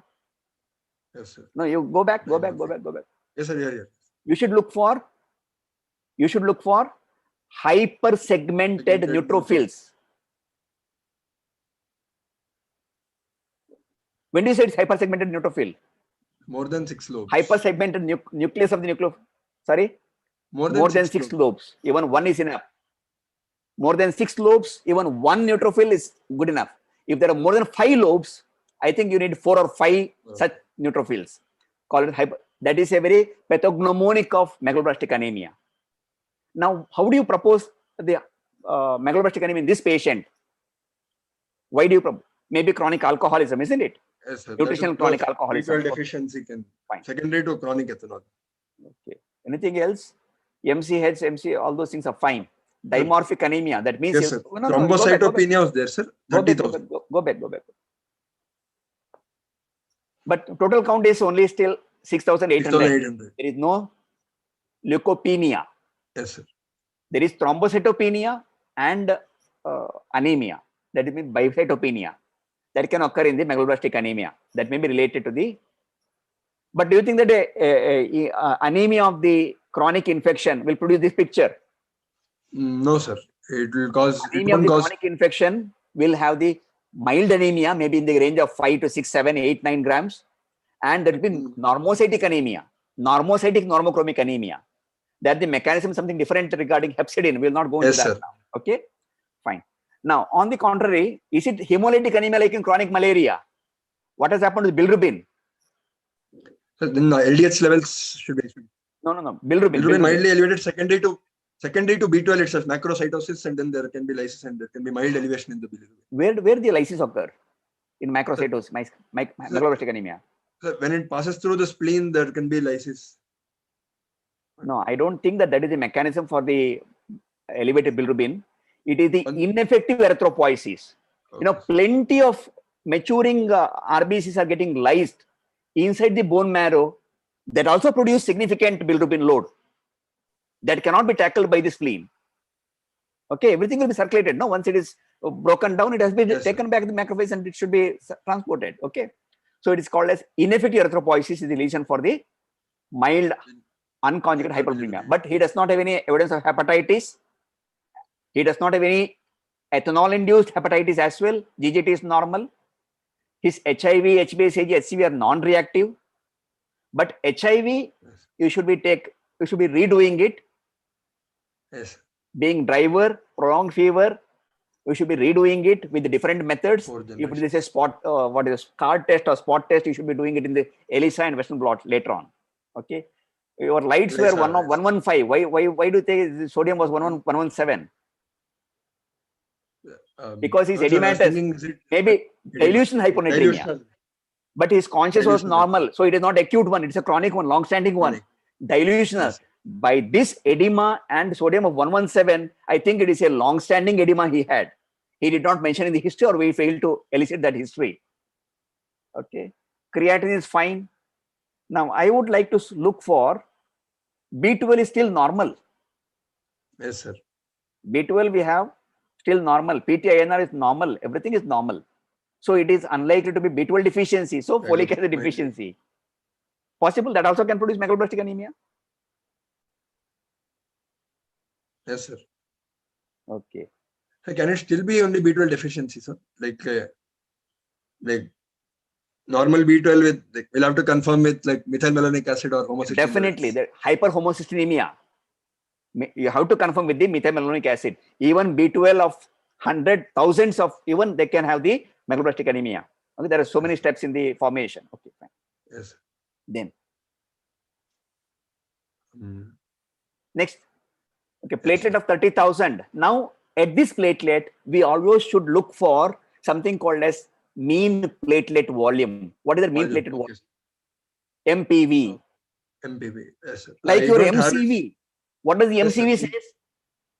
Volume of the RBCs. RBCs. Similarly, you should look for the mean platelet volume. Yes, normal is around 8, 9, 10. 8 to 11. 8 to 11. Now, if you see all the platelets of mean platelet volume is 11, I know that these are all young platelets, large platelets, they will not produce any bleedings. If I say all these platelets are about MPV of 7 or 6, I think these are all old platelets. He is impending for bleeding some recent sooner. Okay. Yes, sir. So it should be extra cautious. ABG, anything abnormal there? Sir, no, sir. Patient was given oxygen, so I think this is not the reflecting the exact. Okay, reflecting. It doesn't matter. What do you anticipate in a patient with the anemia and such a significant fever and infection? CO2 washout should have been there because the respiratory rate was so high. One, that is there. Second, some acidosis should be there because there is some failure. Okay, fine. HP of 7.5 post-transfusion. Post-transfusion. So this is post-transfusion. So that means he had withstood how many transfusion? History was not there. Two transfusions we had given there. He has withstood 2 transfusion. He did not have significant LV failure. If he had LV failure, what would happen? Was it a packed cell transfusion or whole blood transfusion? It was a packed cell transfusion. Anyway, yes. So 2 transfusion, you would have aggravated cardiac failure, isn't it? Yes. Back to back. And because the previous date was 27th and this is 28th. Yes, sir. What was the previous date? 27. 4.5. 26. 26. So in a span of 1 day, he had 2 transfusion. Still, he has withstood the thing. So it is unlikely to be LV failure. Okay. Yes. Wheel Felix was negative, indicating typhus is possibly out. Still, LDH is high. What does it tell? Secondary to B12 deficiency. No, no, no. secondary to LDH does megaloblast. not. LDH does not say that it is. It can tell you the cell turnover or cell inflammation anywhere. LDH can go up in lymphoma. LDH can go up in any of the fevers. Even your COVID, LDH can go up in any condition. It doesn't specifically say that hemolysis. Yes, sir. If you suspect hemolytic anemia, high LDH is one of the things. Cell breakdown. So similarly, it can go in the most of the things. Okay, many of the infections. ANA under process. Why do you think ANA, simple ANA is important or? ANA, IF. Okay. If there is a presence of autoimmune No, disease. I don't think that the ANA will reflect. ANA can tell you only about systemic lupus erythematosus. Or if you do a profile, many of the infective thing, profiling is important. Yes, Various kinds of anti-SM, antibody, that profiling is more important than simple ANA if you think it is vasculitis. But do you get any antibodies against aorta arthritis? No, sir. I don't. So in such case, you should have done you should look for the vessel aortogram or at least the Doppler to see for all the changes. Vascular Doppler. Okay, fine. Reticulocyte count. Now, when you put all this investigation, it should be one complement to one another. Okay. The moment you say hemoglobin of 4, I need MCV, then reticulocyte count, bilirubin, reticulocyte together. All those things together to say what kind of anemia is it. So reticulocyte count is only 1.1% in the presence of hemoglobin of 4.4. So production will be quite low. Hypoproliferative. RPI, reticulocyte production index will be quite low. Yes. Hypoproliferative anemia, isn't it? Yes. Coombs negative. So your autoimmune hemolytic anemia is gone there. Gone, yes, sir. Isn't it? Coombs test both direct and indirect are negative.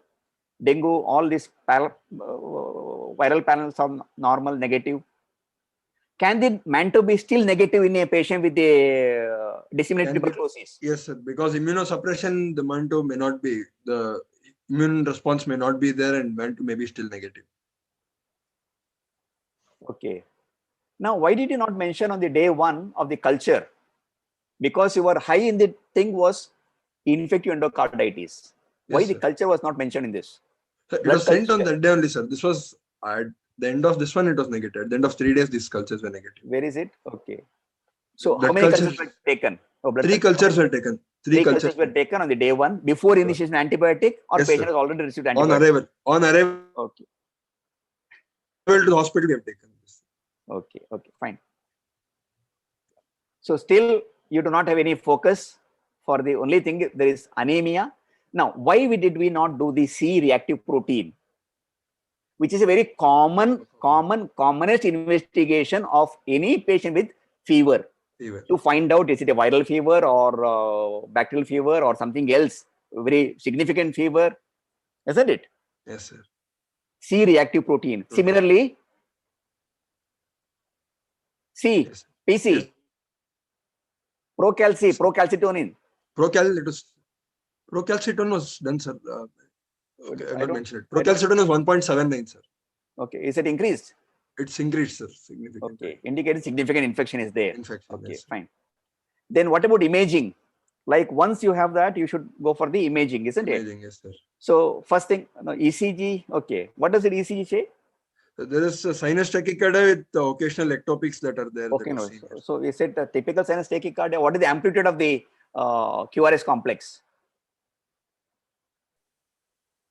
Only lead one there is low voltage. Otherwise, the amplitude. No, even all the chest leads are showing low voltage, isn't it? All the chest leads are having less than 5 mm.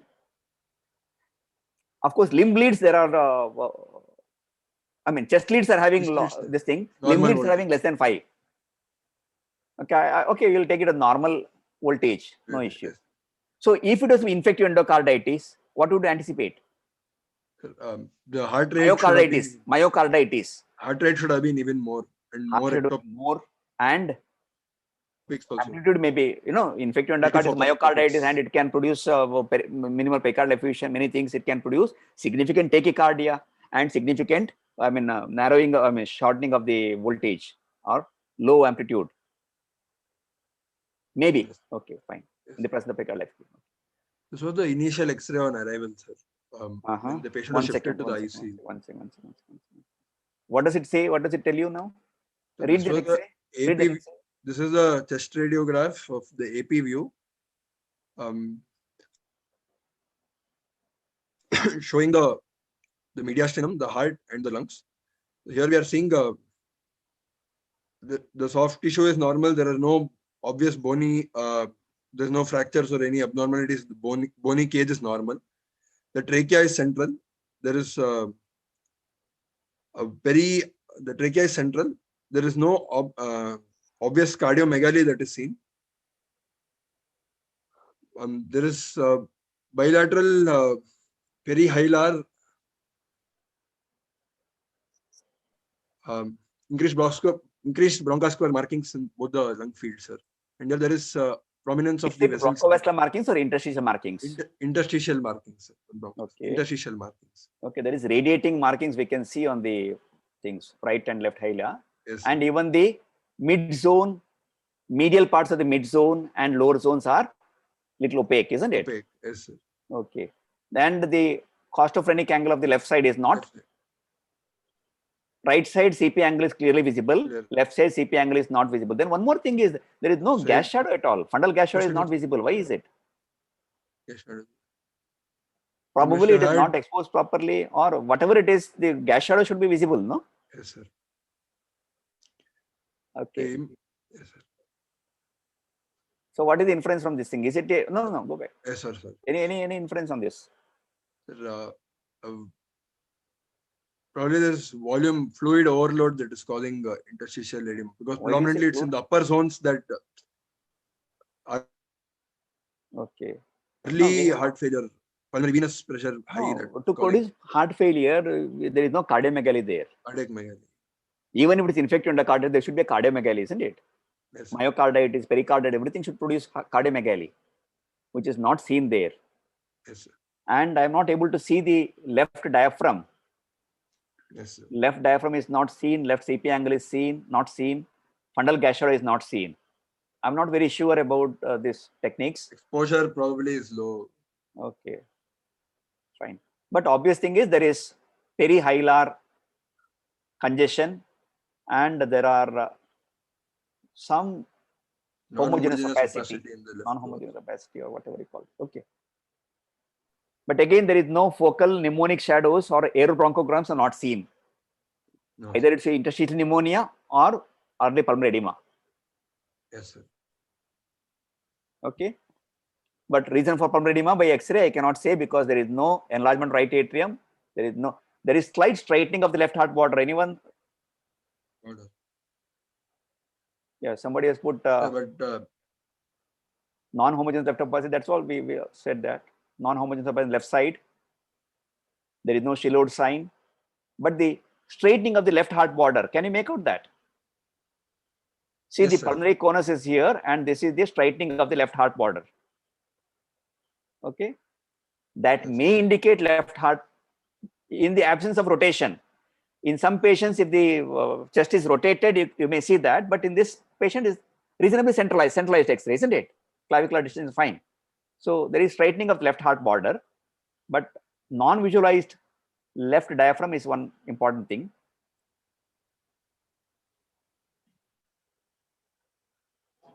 Pulmonary bay. Somebody also can.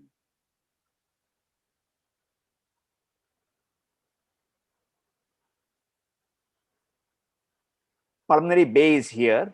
Okay. I agree with that. Pulmonary bay is visible, but still there is a shadow here, straightening. Yes, sir. See, yes, this part is straightening that is seen. Okay. So do you want to say that this is the aorta which is coming down here? Where is the aortic? Where is the aortic knuckle? See, there is so much congestion here. See, this is the aorta. This is the aortic knuckle here, and probably this is okay. Anyway, not clearly visible. Okay.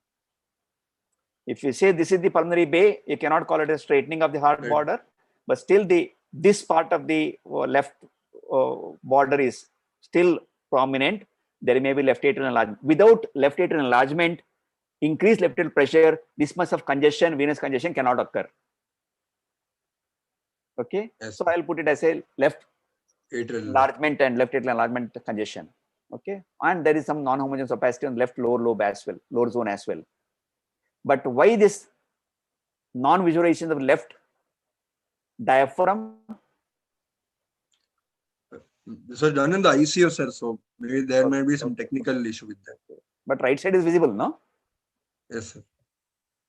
Okay, now there is some problem here. Yes. What is this? This was the patient had a stomach course in the ICU, and he started on inotropic support. He started requiring inotropic support, and he required intubation. So your first BP of 90/60 was impending shock. Without looking for the postural hypotension, we have missed that hypotension. Impending shock has been missed. So, okay, fine. We will not go into that. Now, what is the problem here? See, on compared to the previous X-ray, the left border is this. I see that the apex has been shifted to this side and the gas shadow is on this side. Rather, I should have seen the gas shadow on the left side. Here I'm seeing the right side. So-called apex which was seen on the left side, then now I'm seeing it on the left side, right side here. Why is this? Of course, we see something very obvious in the lungs, but where do you think the apex is? Obvious. Yes, sir. See, there is some amount of rotation also that is seen here in the heart. So is it but position still the right heart border has come to the such a low level on the to the right side, and the border appears like as if it is a dextrocardia. It is being pushed to the, see the gap between the left border of the heart to the left side and this side. So the heart is shifted to right side. And you see gas shadow on the left side. Now this I can accept that this is a gas shadow. Do you think it's a fundal gas shadow or a colony gas shadow? There are no hostrations that are seen, sir. So I think it is a fundal gas shadow. So he may be having a situs inversus. Situs inversus. And you see a thick shadow here, which may be liver there on the opposite left side. That is why you don't see the diaphragmatic margin there. It may be, that may be the reason. No, that is only hypotheticating with this picture, what is visible in the computer. Yes, okay, then what else is there? Previously seen the small interstitial edema has gone up, producing organized way. But what is absent there is no, anyone? Air bronchograms, sir. Air bronchograms are not there. So it is not pneumonia. It is something else is filling there. If it is pneumonia, there should be air bronchogram in such a thing. And it is not fixing into one lobe. See, it does not represent the lobe. So it is fluid filled. Pulmonary. Something like non-cardiogenic pulmonary. Either cardiogenic or non-cardiogenic pulmonary edema. How do you differentiate whether it's cardiogenic or non-cardiogenic now? Both cardiogenic pulmonary edema and non-cardiogenic pulmonary edema will, like the ARDS, whatever it is, it will manifest like this way. How do you differentiate? Is it a cardiogenic pulmonary edema, non-cardiogenic pulmonary edema? Both are same. Both will have the same picture. Cardiomegaly. Now in the previous X-ray, you have shown a small heart. Now in this patient, you have shown a large heart. See this? Yes, compare you have a mental, so probably this is a cardiogenic one. Cardiomegaly has occurred over 1 day. I think this is a difference of 1 day. And I can see one tube here. What is the tube here in the? Endotracheal tube, that is. Okay, he's intubated. Yes, sir, he was intubated. Okay. So he had significant desaturation. Of course, naturally with this thing, he would have definitely. So he has got the ARDS picture, and the right side of the heart is quite enlarged. With this gas shadow, I think it is a situs inversus, and the whatever you are talking about. Okay, and definitely PCP will not produce, or any of the your interstitial pneumonias will not produce overnight progression like this. So this is a very classical picture of ARDS of pulmonary edema, cardiogenic or non-cardiogenic. So we have cardiomegaly and that. Okay, fine. Anything else you highlight on this X-ray? X-ray, one was tube placement, mild rotation that was there, sir. Oh, that is not, there's no issue. But this looks more homogeneous here. So probably it is more fluid rather than. Shadows, isn't it? Okay. Yes, sir. Fine. Finally, this was during the time there was patient the echo was done. It showed dilated bilateral chambers, normal LV functions, but there's a moderate MR and a mild to moderate TR with moderate PAH. IVC was So there's one more thing. collapsing, but there's a vegetation of 11 by 17 millimeter in the. No. Sir, IVC collapse. IVC, sir. What do you mean by IVC is collapsing? So that means the patient is still fluid responsive, sir. One, and the amount of pulmonary pressure is not so high that the pressure it is not pulmonary pressure. It is not the systemic venous pressure. Venous pressure. RV pressure rather. RV pressure is not very high. Systemic venous pressure and RV pressure is not very high. You can still give more fluid. Okay. More fluid. So, the so do you think that a patient with the PASP of about 17 millimeters? Do you think a PASP of 65 milligrams and moderate PAH will have collapsing IVC? Again, a contradictory finding there. Vegetation of 11 into 17 millimeters attached to AML. Okay, fine. What are the basic reason for the mitral wall? Basic problem with the mitral wall? They've not commented. There is an eccentric jet that was there. Okay, MR. Only the mitral prolapse that was there. Okay. It is not commented upon. Probably because this vegetation was huge. Like, I didn't get the echo clip of this. The huge vegetation. It doesn't matter. What I'm saying is that with the patient having moderate TR, with the moderate PAH, with the pulmonary artery systolic pressure of or RVSP of 65 millimeter mercury, what do you anticipate right atrial pressure? It should be high. It should be high. So JVP should be high and IVC should be distended, non-collapsible. Okay, fine. So anyway, no clots, no pericardial effusion. We do not have any values on the LV size or RV size. The echo has confirmed that it is not situs inversus. Yes, sir. Even though previous X-ray showed that it is rotated with the air on the right side, stomach air bubble on the right side. I said there is no. Okay, anyway, it is in the quick echo. Then maybe it's okay, fine. Yes, sir. So we have a patient with the vegetation, mitral regurgitation, vegetation. Yes, sir. The diagnosis goes into clear-cut infective endocarditis. Yes. And probably this patient should have been evaluated further when it started. The fever started itself. It is 3 months on and off subacute infective endocarditis. 3 months of infective endocarditis. He did not go into failure. Why did he develop failure in one day overnight?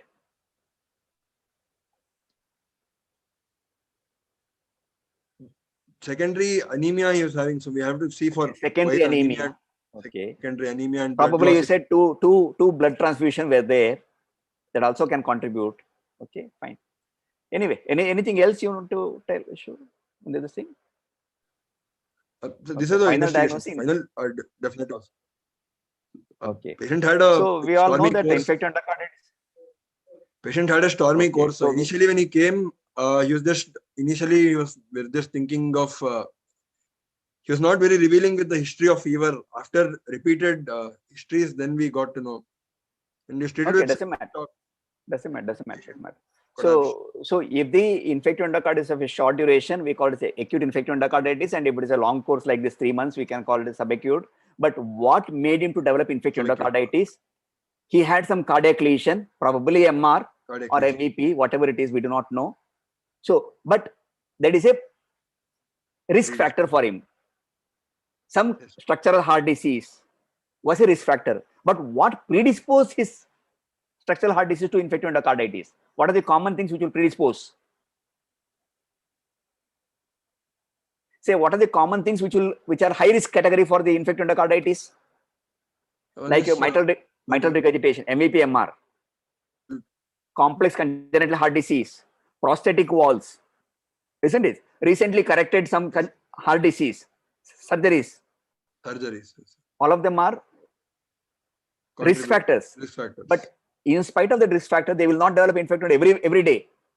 They develop only when they are predisposed to some high risk category. I mean, whatever the predisposing factor, like your dental extraction, intubation, Intubation. some Procedure. infection somewhere else, IV abuse, so many things are there, no? Yes, sir. Okay. Yes, sir. So are there any history of that? You should have. I should have asked, but it is not there, sir. Fine. Fine. So is it okay? So did we lose the patient, or the patient is still with us? Patient, we lost the patient. We couldn't Succumb. take him up for emergency surgery because Now, why there is surgery is required?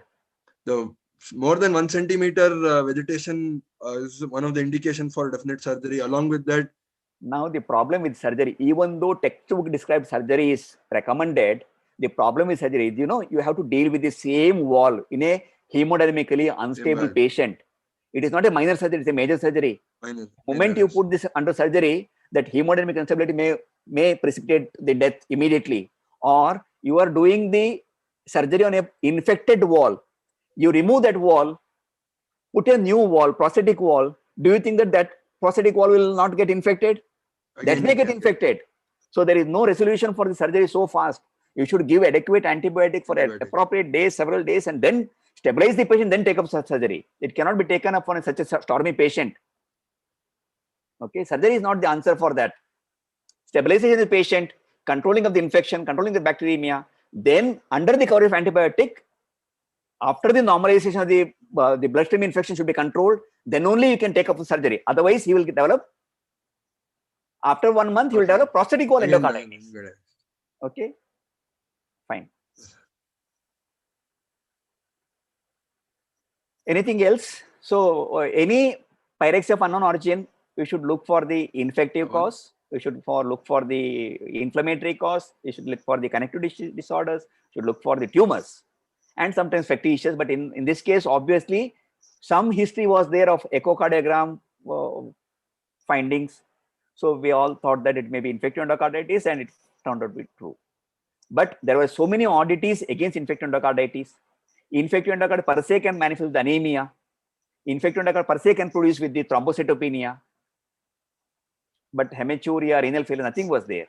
Only thing, he succumbed terminally in the last stages. He succumbed to the pulmonary edema or ARDS like picture, isn't it? Yes, sir. Fine. There's one question that was asked, sir. If the patient had come a month ago, you had diagnosed infective endocarditis. That time culture was negative in this patient. 3 cultures. Culture was positive. What was the line of treatment? We'll start on antibiotics, sir, depending upon what is the empirical antibiotic. Before you, pending 3 days, you saw that there is some vegetation. There are some Duke's criteria. No, I am not going to tell that Duke's criteria, major criteria, minor criteria, obligator criteria, modified criteria. All those things are fine. Okay. Now, what is the empirical antibiotic you start with? One is we start with gram positive coverage. Gram that negative. Depends on the situation. Okay. You think that it is a staphylococcus, you start with this. You think that it's streptococcus, you start with that. Think that endococcus, you start with this. So on. So by and large, gentamicin plus or minus rifampicin. Okay. Either textbook description is CP genta. You can also give ceftriaxone gentamicin. You can also give vancomycin gentamicin, depending upon the condition. Vancomycin gentamicin, you take care of everything. Okay. Okay. We tried all of this, sir. Even then patient didn't. No, that's okay. That's okay. We cannot guarantee the thing, but recognition of the thing is very important. Your methodical process should be put hand in hand. Okay. Anything else? One question was there, sir. Can we, this question they've asked us, can we comment upon, this is from YouTube, sir. Question is, can we comment upon cardiomegaly on APBU? Technically not, because you are exposing from the posteriorly, and exposing from the anteriorly. The heart is anteriorly, so the shadow will diverge and produce a large heart. But in this X-ray, what was this X-ray? This X-ray, the current view, is it AP or PA? So this looks more like AP view. This is also AP, the other one is also AP. Yes, sir. So both are same. So relatively, there is a sudden increase in the heart size. Yes, sir. Okay. Okay. And one question is, can we give IV crystalline penicillin? That was the recommended drug. That was the recommendation. IV crystalline penicillin, 20 lakh units, 6th hourly or 4th hourly, 5 to 6 times a day. Yes. I'll tell you, I have seen a case of infective endocarditis after giving crystalline penicillin itself. Now, one of my patient, when I was doing my post-graduation, the patient had meningitis. You know, that 25 years ago, Yes. that was the treatment. IV crystalline penicillin was the treatment for with gentamicin, was the treatment for meningitis. We used to give 4th hourly, every 4th hourly. After repeated injection, she had thrombophlebitis. Her meningitis resolved. After 1 week, she developed endocarditis, right side endocarditis, because of thrombophlebitis. Thrombophlebitis. So that is also possible. So you should be extra cautious on everything. Yes. Yes, anything? Sir, what else could we have done, sir? So pyrexia of unknown origin. Sorry. When patient comes, like when he's so bad, this was like on arrival, this was the first X-ray. Is there something else that we could have done for this patient, sir? Young patient, I mean, like this. No, I think you have done everything. You have done everything without proper history, without proper examination. There is nothing possible. Day one, if you could do the echocardiogram and find the vegetation, you could initiate antibiotic. Anyway, any sick patient with PCT of more than 1, you will start with higher antibiotic. It should cover, isn't it? Yes, sir. Fluid overload, assuming that they can take more fluid. I think that was the determinantal. Sudden transfusion of 2 blood, again determinantal in this patient of 4 grams. That was given under the cover of diuretics, sir. We didn't overload. With diuretic cover only, we transfused the patient. Okay, otherwise, there is nothing could be done. There is nothing could be done. Provided the patient had come early. Early. So that we cannot comment also. Yes. Anyway, it's a good case for discussion of the PUO. Yes. It is not only for infective endocarditis. How to go about a case, how to look for the different signs, how to think of, rule out something, include something. So that is the importance of case discussion, not to tell the final diagnosis and why did you not say, why did we say, all those things. So it is only stepwise manner of approach to the case of a prolonged fever. Okay, fine. Yes, Good, Dr. Vijay. Thank you so much, sir. Like, we learned a lot through this discussion. I'll just see if any more questions are there, sir. Yes, sir. Nothing. YouTube, no questions, sir. I think we all enjoyed this discussion, sir. We learned a lot. We are becoming more wise at the end of this discussion. Doesn't matter. At least don't get confused. That's all. Even if you didn't get Thank wise, you so much for your time, don't get confused. That's all. Sir. Okay, right. All the best. All the best. Thank you so much, sir. We hope to keep having your guidance.